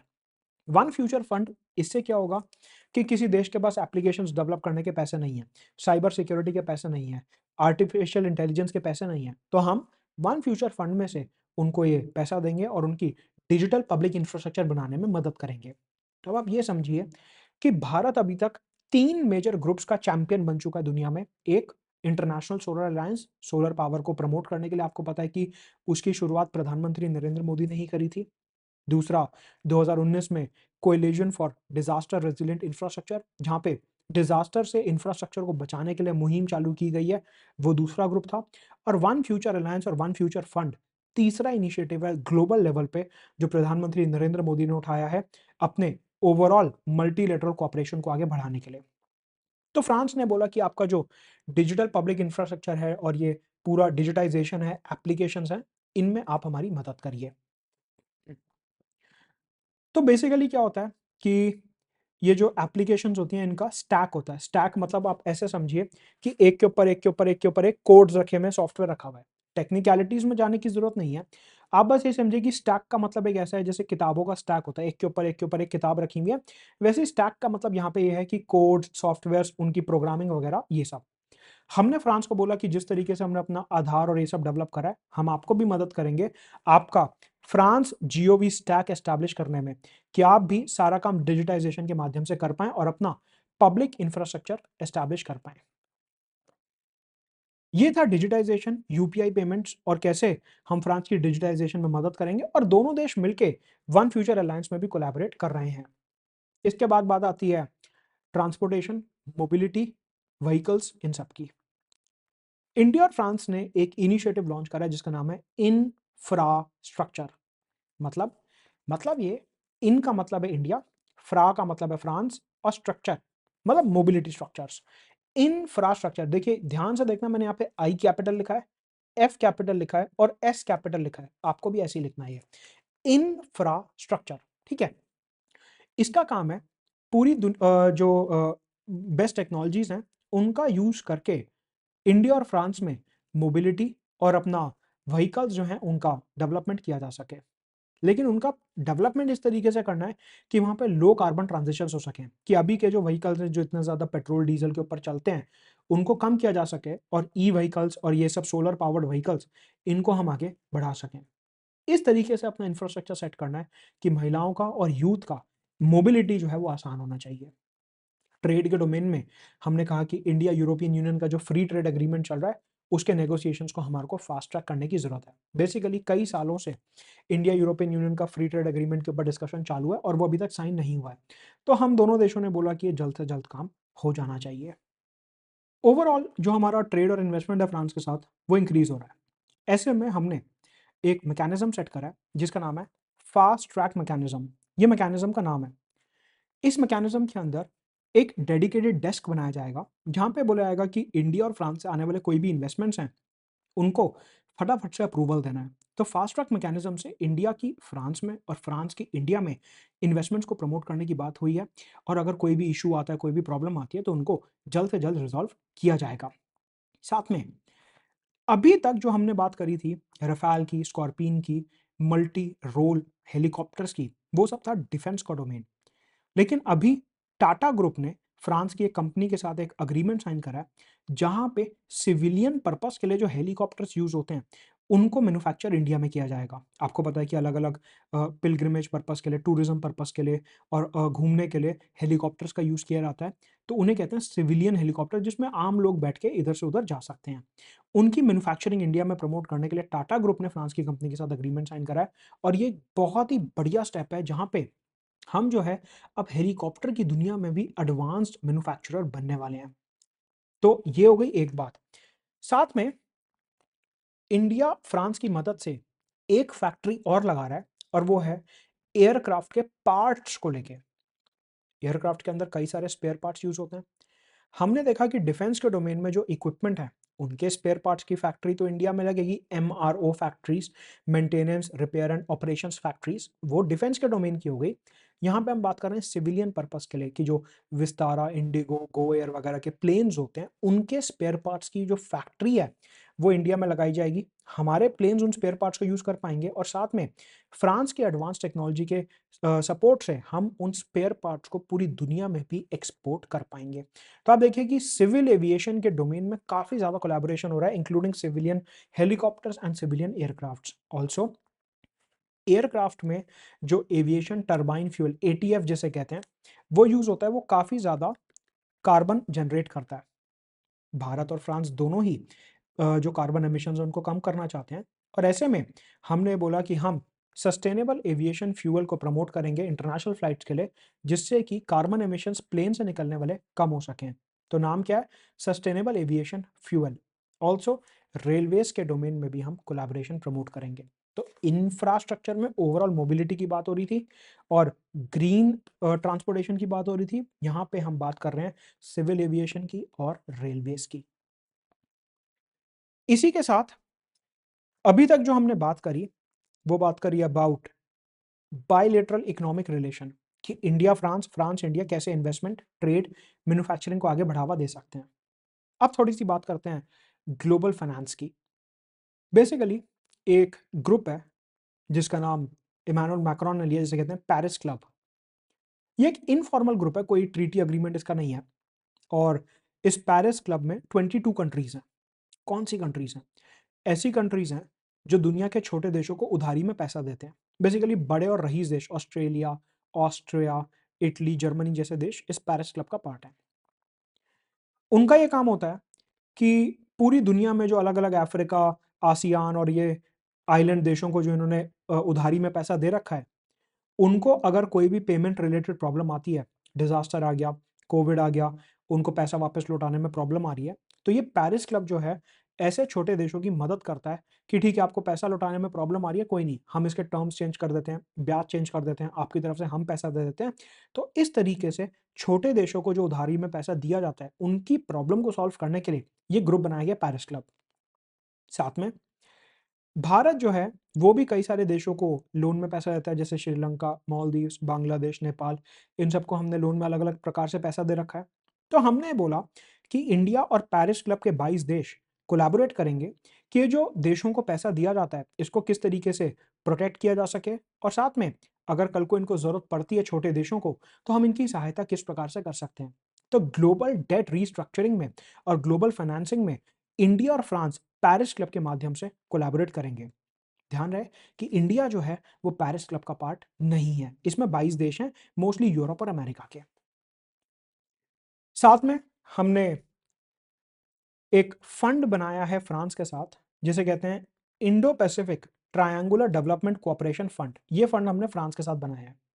इसका मेजर काम है कि जो अपना इंडो पैसिफिक एरिया है, ये जो पूरा इंडो पैसिफिक एरिया है, इंडो पैसिफिक में जितनी भी इनोवेशन हो रही है, अलग-अलग ग्रीन मोबिलिटी, ग्रीन एनर्जी के ऊपर स्टार्टअप्स आ रहे हैं, उनको फंडिंग प्रोवाइड करना। मतलब कि यहाँ पे जो कोर फोकस रहेगा वो इंडो पैसिफिक में रहेगा। अब आप ये समझिए कि आपको मेंस में और इंटरव्यू में क्वेश्चन बन सकता है कि भारत का जो इंडो पैसिफिक में फोकस है, वो सिर्फ सिक्योरिटी पे नहीं है, बल्कि सिक्योरिटी से बढ़ के दूसरे domains including maritime governance, oceanic governance, blue economy, sustainability, green energy, health और एजुकेशन पे भी है। उस स्टेटमेंट को अगर आपको जस्टिफाई करना है, तो आप ये एग्जांपल दे सकते हैं कि हमने फ्रांस के साथ एक ट्रायंगुलर डेवलपमेंट कोऑपरेशन फंड बनाया, जिसमें से हम पूरे इंडो पैसिफिक में कि सपोज कल को मालदीव्स कोई नई टेक्नोलॉजी लेके आता है, मॉरिशस कोई नई टेक्नोलॉजी लेके आता है, उधर थाईलैंड, वियतनाम कोई नई इनोवेशन लेके आते हैं, तो अगर उनको अपनी इनोवेशन को प्रमोट करने के लिए पैसा चाहिए, तो हम इस डेवलपमेंट कोऑपरेशन फंड में से इंडो पैसिफिक की कंट्रीज को पैसा प्रोवाइड करेंगे। तो हमारा जो फोकस है इंडो पैसिफिक में, वो सिर्फ डिफेंस तक सीमित नहीं है, बल्कि डिफेंस के आगे भी जाता है। साथ में आपको पता है कि G20 के अराउंड हमने एक नया इनिशिएटिव लॉन्च करा था, that is India, Middle East and Europe economic corridor, जो कि इस तरीके से चलेगा। India, Middle East and Europe economic corridor, जो South East Asia, Middle East और यूरोप को कनेक्ट करेगा। India, Middle East and Europe connectivity corridor. ये जो कॉरिडोर है, हमारा मानना है कि इससे हमारा trade, movement of people and movement of energy काफी ज्यादा इंक्रीज हो जाएगा। इसके ऊपर काम अभी चालू है। तो ये जो कॉरिडोर है, इन तीनों एरियाज को कनेक्ट करते हुए, ये हमारे ट्रेड को और फ्लो ऑफ एनर्जी को बहुत ज्यादा सपोर्ट करेगा कि ऑयल के टैंकर्स, शिप्स, दूसरा ट्रेड, अपना कपड़े, टेक्सटाइल और दवाइयां वगैरह जो इधर से उधर एक्सपोर्ट इंपोर्ट होते हैं, उनमें हमारे को यहाँ पे काफी ज्यादा मदद होगी। हमने ये भी बोला कि इसके बाद ये जो इंडिया, यूरोप और मिडिल ईस्ट का एक कॉरिडोर है, इसको एक्सटेंड करके हम इसमें अफ्रीका को भी कनेक्ट करने की कोशिश करेंगे, क्योंकि हम ओवरऑल इंक्लूसिव डेवलपमेंट चाहते हैं और ऐसे में अफ्रीका के बिना इंक्लूसिव डेवलपमेंट नहीं हो पाएगी। तो आप समझिए कि कैसे हम ग्लोबल कनेक्टिविटी, हमारे देश के अंदर मोबिलिटी, इंफ्रास्ट्रक्चर के अंदर, साथ में ग्लोबल ट्रेड, इन्वेस्टमेंट और overall economic development, trilateral development cooperation fund की हम बात करते हैं। अब आते हैं ब्लू इकोनॉमी पे, मतलब कि फ्रांस के पास भी कोस्ट लाइन है अटलांटिक ओशन में, और इंडिया के पास भी काफी बड़ी कोस्ट लाइन है इंडियन ओशन में। ओशन के जो रिसोर्सेज होते हैं, उनको हम किस प्रकार से प्रयोग कर सकते हैं, वो बात हम ये ब्लू इकोनॉमी वाले पिलर में करने वाले हैं। हमने एक रोड मैप साइन करा है फ्रांस के साथ, और उस रोड मैप का नाम है blue economy and ocean governance road map, कि किस तरीके से हमारे को सस्टेनेबली ये जो पानी है, ये जो ब्लू दरिया है पूरा, इसको यूज करके इकोनॉमिक बेनिफिट पहुंचाना है। लेकिन इकोनॉमी के साथ साथ सस्टेनेबिलिटी और ओशियानिक गवर्नेंस के ऊपर भी फोकस करना है। कि मतलब अगर हमारे को ओशन से रिसोर्सेज चाहिए, इसका मतलब ये नहीं कि वहां पे पोल्यूशन मचा दो, ओशियानिक बायोडाइवर्सिटी को नुकसान पहुंचा दो, वहां पे डॉल्फिन्स, वेल्स वगैरह को मार दो, नहीं, ये काम नहीं होना चाहिए। हमारे को सस्टेनेबल तरीके से ओशियानिक इकोनॉमी का प्रयोग करना है। ऐसे में हमने बोला कि जो कोस्टल इकोसिस्टम्स होते हैं, उनमें हम साइंटिफिक कोऑपरेशन करेंगे कि जो हमारे समुद्री तट वाले इलाके हैं, वहां पे किस प्रकार से अलग अलग इकोनॉमिक डेवलपमेंट हो सकती है समंदर के अंदर, उस पर बात की जाएगी।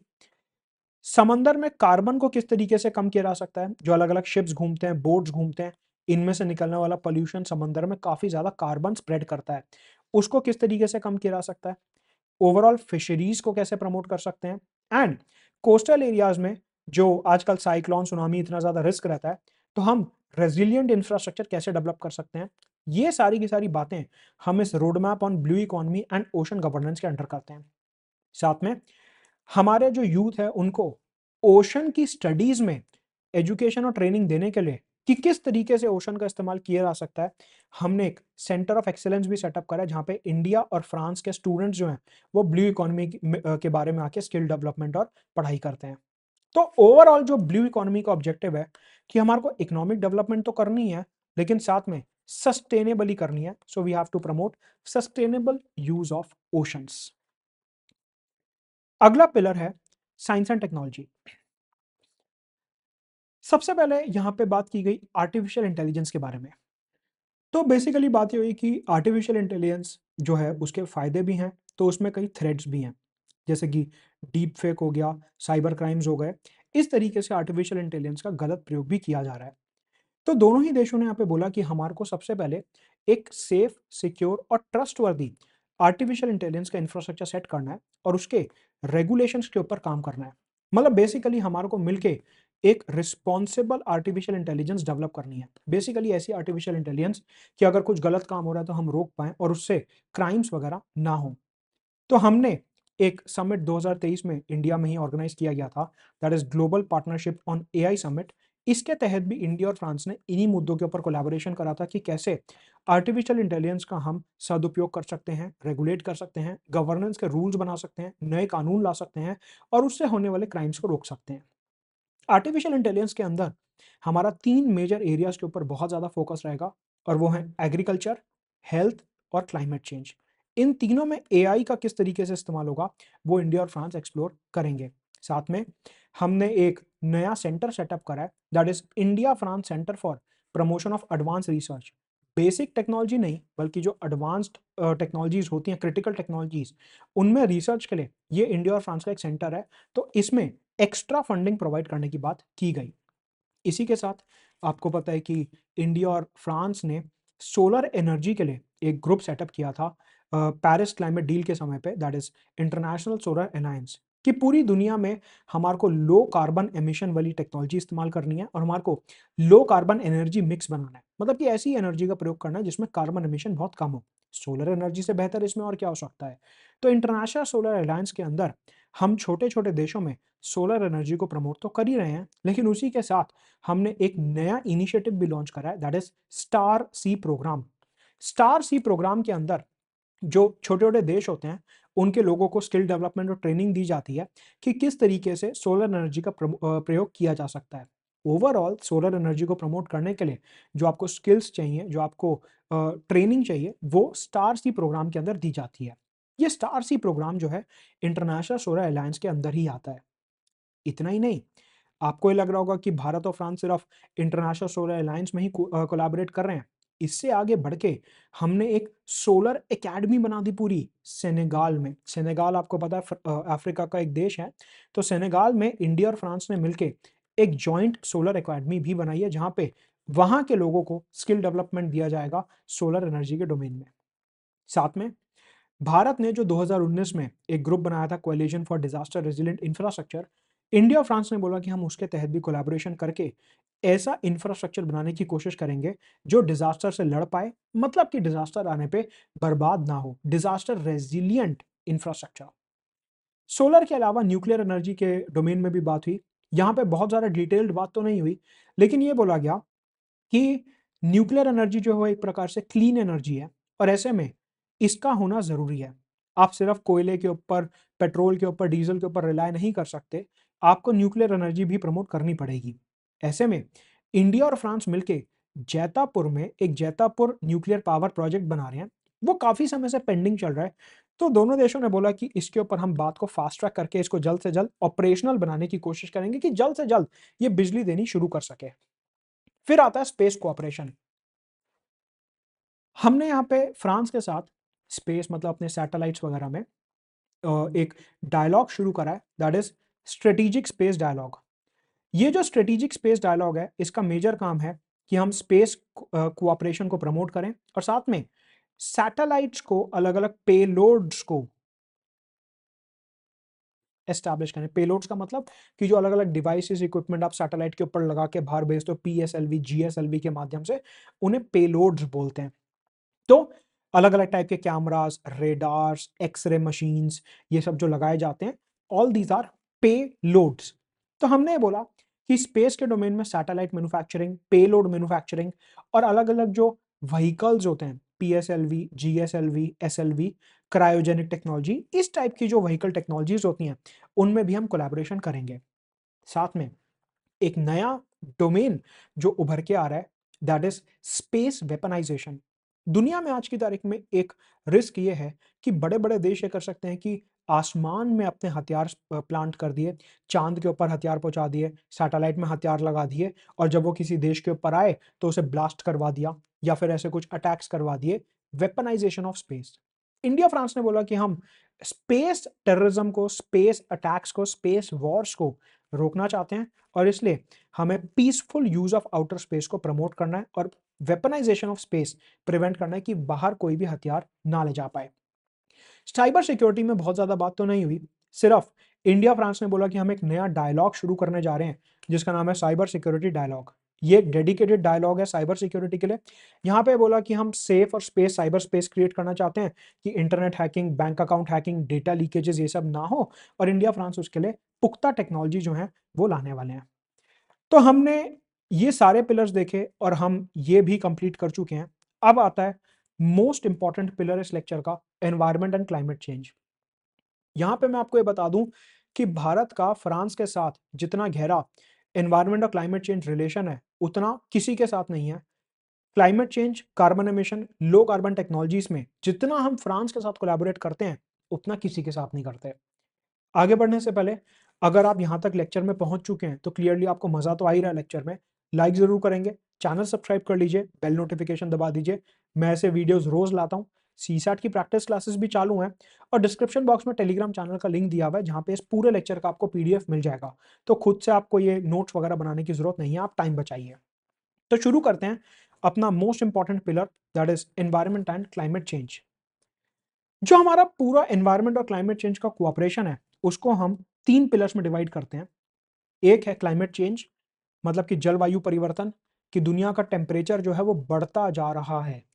दूसरा है बायोडाइवर्सिटी लॉस, हंटिंग, पोचिंग, अलग अलग एनिमल्स मर रहे हैं समंदर में, लोगों जो वहां पे जनजाति हैं उनको रहने में दिक्कत आ रही है। And pollution, particularly air, water and plastic pollution.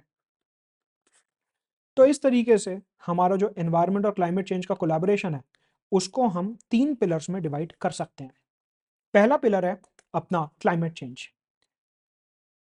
France ने 2023 में एक इनिशिएटिव होस्ट करा था, that is new global financing pact summit. बहुत इंपॉर्टेंट है, इसके ऊपर क्वेश्चन बन सकता है डायरेक्टली। ये जो basically new global financing pact summit है, इसका काम है नॉर्थ वर्ल्ड और साउथ वर्ल्ड के बीच में डिवाइड को कम करना। जैसे हमने नॉर्थ वर्ल्ड कंट्रीज और साउथ वर्ल्ड कंट्रीज की बात G20 समिट के दौरान करी थी, ये वही बात हो रही है। फ्रांस ने बोला कि ऐसी बहुत सारी छोटी-छोटी कंट्रीज़ हैं, जो क्लाइमेट में ट्रांज़िशंस तो करना चाहते हैं, लो कार्बन इकोनॉमी बनना तो चाहते हैं, वो अपने एनर्जी सिस्टम्स को ऐसे चेंज करना चाहते हैं कि उनके फॉसिल फ्यूल्स का यूसेज कम हो, कार्बन एमिशंस कम हो, लेकिन उनके पास उसके लिए पैसा और टेक्नोलॉजी नहीं है। वो पैसा और टेक्नोलॉजी वो प्रोवाइड करने के लिए फ्रांस ने ये इनिशिएटिव लिया, that is new global financing pact summit, जिससे कि जो छोटे देश हैं, साउथ वर्ल्ड कंट्रीज़ हैं, वो अपने क्लाइमेट चेंज के चैलेंजेस को एड्रेस कर पाएँ और जो नॉर्थ वर्ल्ड कंट्रीज़ हैं, डेवलप्ड कंट्रीज़ हैं, यूएस, फ्रांस जैसी कंट्रीज़ हैं, वो यहाँ पे फाइनेंशियल सपोर्ट प्रोवाइड कर पाएँ।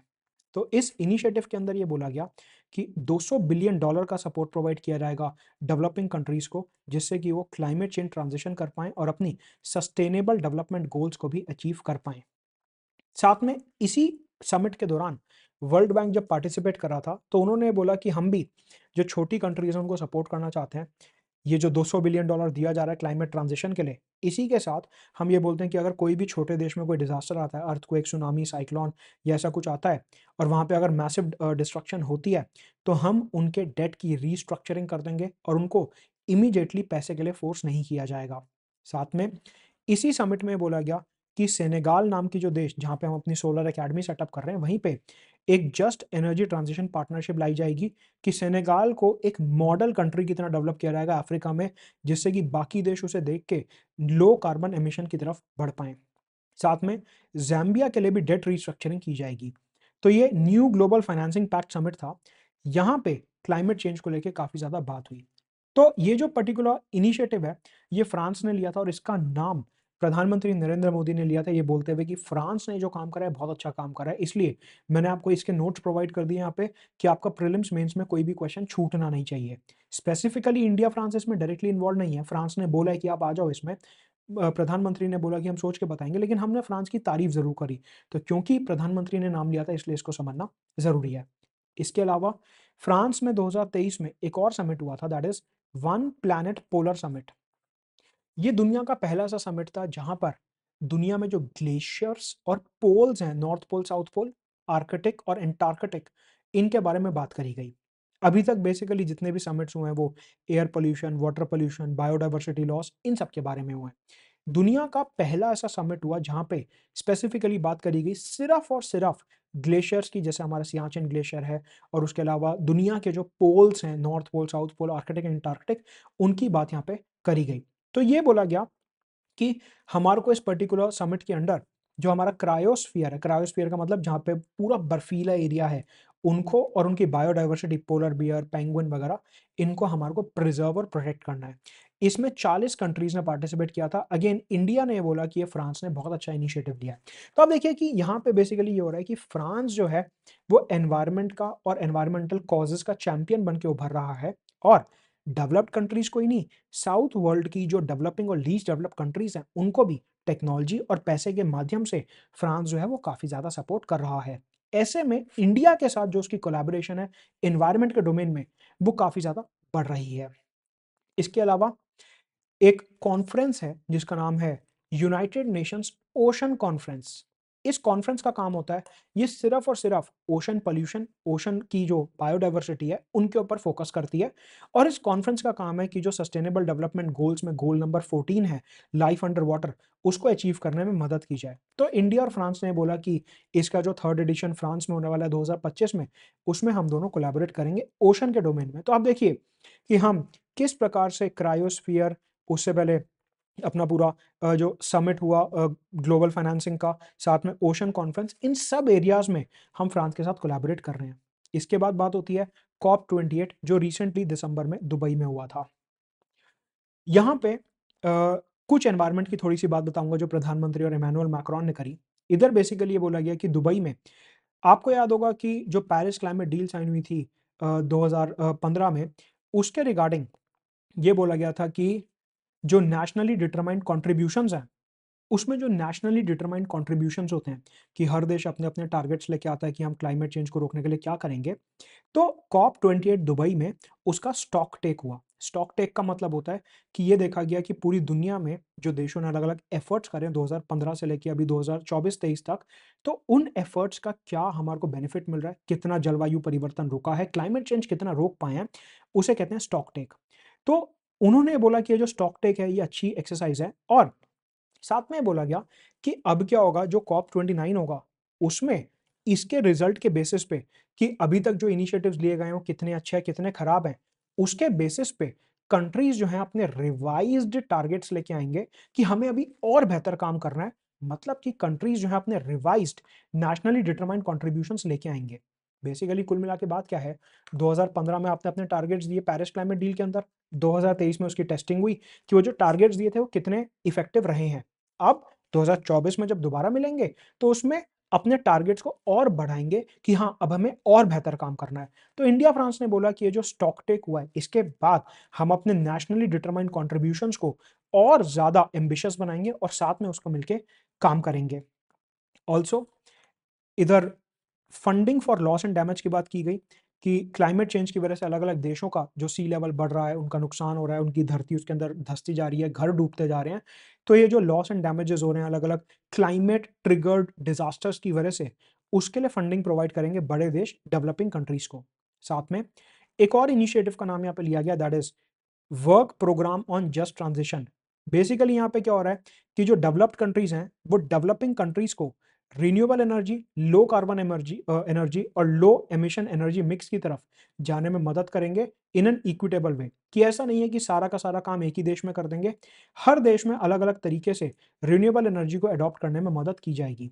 Also global goal on adaptation करके एक डॉक्यूमेंट था जो कॉप 28 दुबई में अडॉप्ट किया गया था।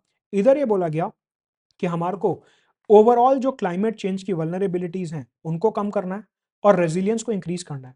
कि जो क्लाइमेट चेंज से होने वाला लाइफ और प्रॉपर्टी को रिस्क है उसको कम करना चाहते हैं और ज्यादा से ज्यादा मजबूती लाना चाहते हैं छोटे देशों में।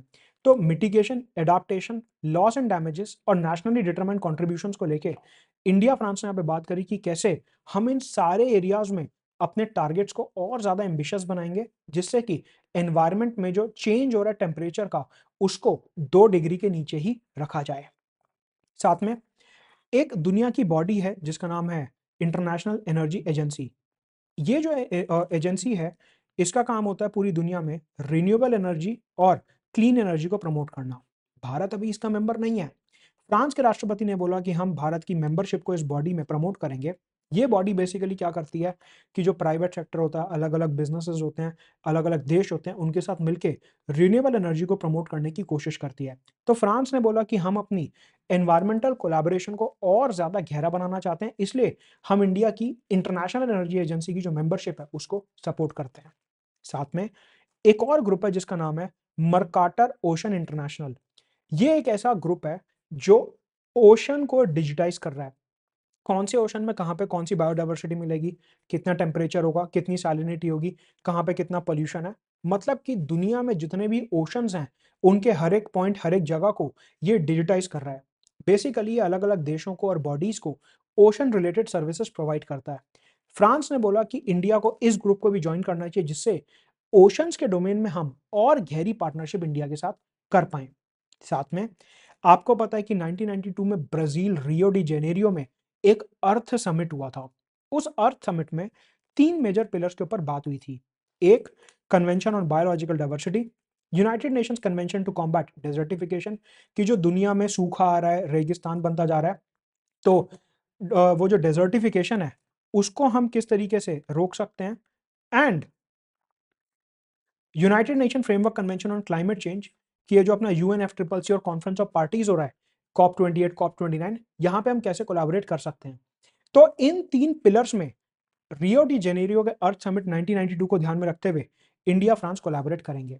इसके अलावा प्लास्टिक पॉल्यूशन एक ऐसा एरिया है जो दुनिया के लिए बहुत बड़ा कंसर्न बना हुआ है कि नदियों में, समंदर में tons and tons of plastic discharge कर दिया जाता है।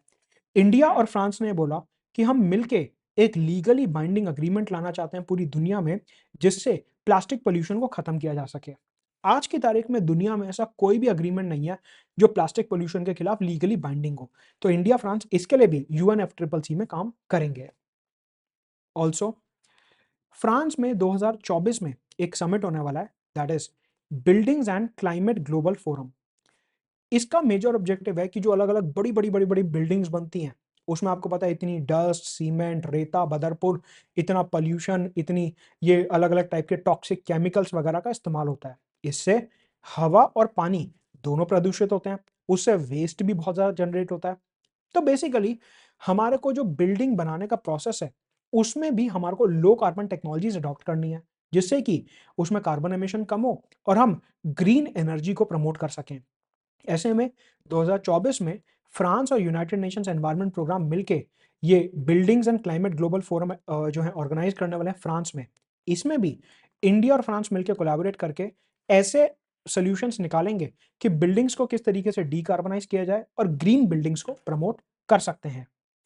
तो अभी तक हमने देखा कि shared value, strategic partnership, Indo Pacific, multilateralism, global issues और बाकी मसलों में हमने क्या-क्या किया। अब आते हैं सबसे इंपॉर्टेंट पिलर पे, that is people centric development, और उसके बाद बताऊंगा कि यूपीएससी किस तरीके से यहाँ पे क्वेश्चंस पूछता है। पीपल सेंट्रिक में आपको पता है कि इमैनुअल मैक्रोन जब अभी 25 जनवरी को इंडिया आए थे, तो सबसे पहले जयपुर गए थे रोड शो के लिए, और वहां पे उन्हें जयपुर का कल्चर, राजस्थानी कल्चर दिखाया गया था। ऐसे में फ्रांस के राष्ट्रपति ने बोला कि कल्चर जो है, आर्ट जो है, क्राफ्ट जो है, वो इंडिया फ्रांस का एक बहुत मेजर पिलर है, और इसलिए हम और फ्रांस मिलके एक नई ट्रेनिंग शुरू करेंगे, वोकेशनल ट्रेनिंग और cooperation in the area of art, craft, fashion, hospitality, tourism and audio visual sector. In areas में जो है हम अपनी वोकेशनल ट्रेनिंग को प्रमोट करेंगे, मतलब कि हम फ्रांस के लोगों को और फ्रांस हमारे लोगों को इन डोमेन्स में ट्रेनिंग प्रोवाइड करेगा। साथ में हेल्थ और मेडिसिन के एरिया में कोलैबोरेशन प्रमोट की जाएगी। और अब देखिए कि किस तरीके से सारे के सारे इनिशिएटिव्स जो हैं, ये पीपल सेंट्रिक इनिशिएटिव्स हैं। पीपल सेंट्रिक इनिशिएटिव्स का मतलब है कि ये ऐसे इनिशिएटिव्स हैं जो डायरेक्टली लोगों को स्किल और बेनिफिट प्रोवाइड करेंगे। जैसे हमने डिफेंस में बात करी, फैक्ट्रीज में बात करी, एयरप्लेन्स में बात करी, हेलीकॉप्टर में बात करी, उसका बेनिफिट लोगों को मिलेगा, लेकिन थोड़ा रुक के मिलेगा। ये पीपल सेंट्रिक इनिशिएटिव्स ऐसे हैं कि जो जब लिए जाएंगे तो इमीडिएट में डायरेक्टली लोगों को बेनिफिट प्रोवाइड करेंगे। फ्रांस ने बोला कि ऐसे लोग जो इंडिया के, ऐसे स्टूडेंट्स जो फ्रांस में मास्टर्स कर चुके हैं, हम उनको ईज़ी वीज़ा देंगे, जिससे कि वो फ्रांस में रुक सकें और यहाँ पे नौकरी करके पैसा कमा सकें। साथ में अलग-अलग यूनिवर्सिटीज़ के टाई अप से स्टूडेंट एक्सचेंज प्रोग्राम प्रमोट किए जाएँगे, और इंडिया के स्कूलों में फ्रेंच और फ्रांस के स्कूलों में भारत की अलग-अलग भाषाएं पढ़ाई जाएंगी बच्चों को। इसी के साथ एक स्कीम आती है that is young professional scheme. दोनों ही देश मिलकर स्कीम लॉन्च करते हैं और इसमें बोलते हैं कि हमारे यहाँ के जो प्रोफेशनल्स हैं वो एक दूसरे के साथ काम कर पाएं, हमारे लोग उनके यहाँ और उनके लोग हमारे यहाँ के काम कर सकें। साथ में फ्रांस ने बोला कि 2030 तक हमें चाहते हैं कि फ्रांस की अलग अलग यूनिवर्सिटीज में 30,000 इंडियन बच्चे जो हैं वो पढ़ें। ऑल्सो आपको पता है कि 2024 का जो ओलंपिक्स और पैरालंपिक्स है वो फ्रांस में होने वाला है और ऐसे में फ्रांस ने बोला कि आपके एथलीट्स की जो ट्रेनिंग है वो फ्रांस में मैं अच्छे से करवाऊंगा। इसी के साथ कल्चर के डोमेन में दो ऐसे प्रोजेक्ट्स हैं जिसमें फ्रांस हमारी मदद कर रहा है। एक national museum of India project कि जैसे फ्रेंच म्यूजियम है वैसे हम अपने यहाँ एक बहुत बड़ा म्यूजियम बनाना चाहते हैं, national museum of India project. साथ में एक और कॉम्प्लेक्स है that is national maritime heritage complex जहाँ पे नेवी की अलग अलग जो चीजें हैं उनको शोकेस किया जाएगा। तो इन दोनों म्यूजियम्स और प्रोजेक्ट्स में भी फ्रांस हमारी मदद कर रहा है। अब देखते हैं कि यूपीएससी ने यहां से अभी तक क्या सवाल पूछा है। मेंस 2022 का सवाल है कि क्लीन एनर्जी जो है वो आज का ऑर्डर है, एक बहुत इंपॉर्टेंट पॉइंट है। भारत की क्लीन एनर्जी के चलते जियोपॉलिटिक्स में क्या बदलाव आया है पॉलिसी में वो बताइए। कि मतलब भारत जो है वो क्लाइमेट और क्लीन एनर्जी को अपनी डिप्लोमेसी में किस तरीके से इस्तेमाल करने लगा है वो बताइए। अभी हमने जो सारे पॉइंट्स देखे ये हम लिख सकते हैं कि किस तरीके से जो अपना एनर्जी है, क्लाइमेट चेंज है, क्लीन एनर्जी ट्रांजिशंस हैं, वो हमारी डिस्कशंस और डेलिब्रेशंस का एक काफ़ी इंपॉर्टेंट हिस्सा बन चुके हैं। तो ये था पूरा इंडिया फ्रांस। वीडियो को लाइक जरूर करेंगे, कमेंट करेंगे, चैनल को सब्सक्राइब करना नहीं भूलेंगे। पूरा पीडीएफ टेलीग्राम पे मिल जाएगा।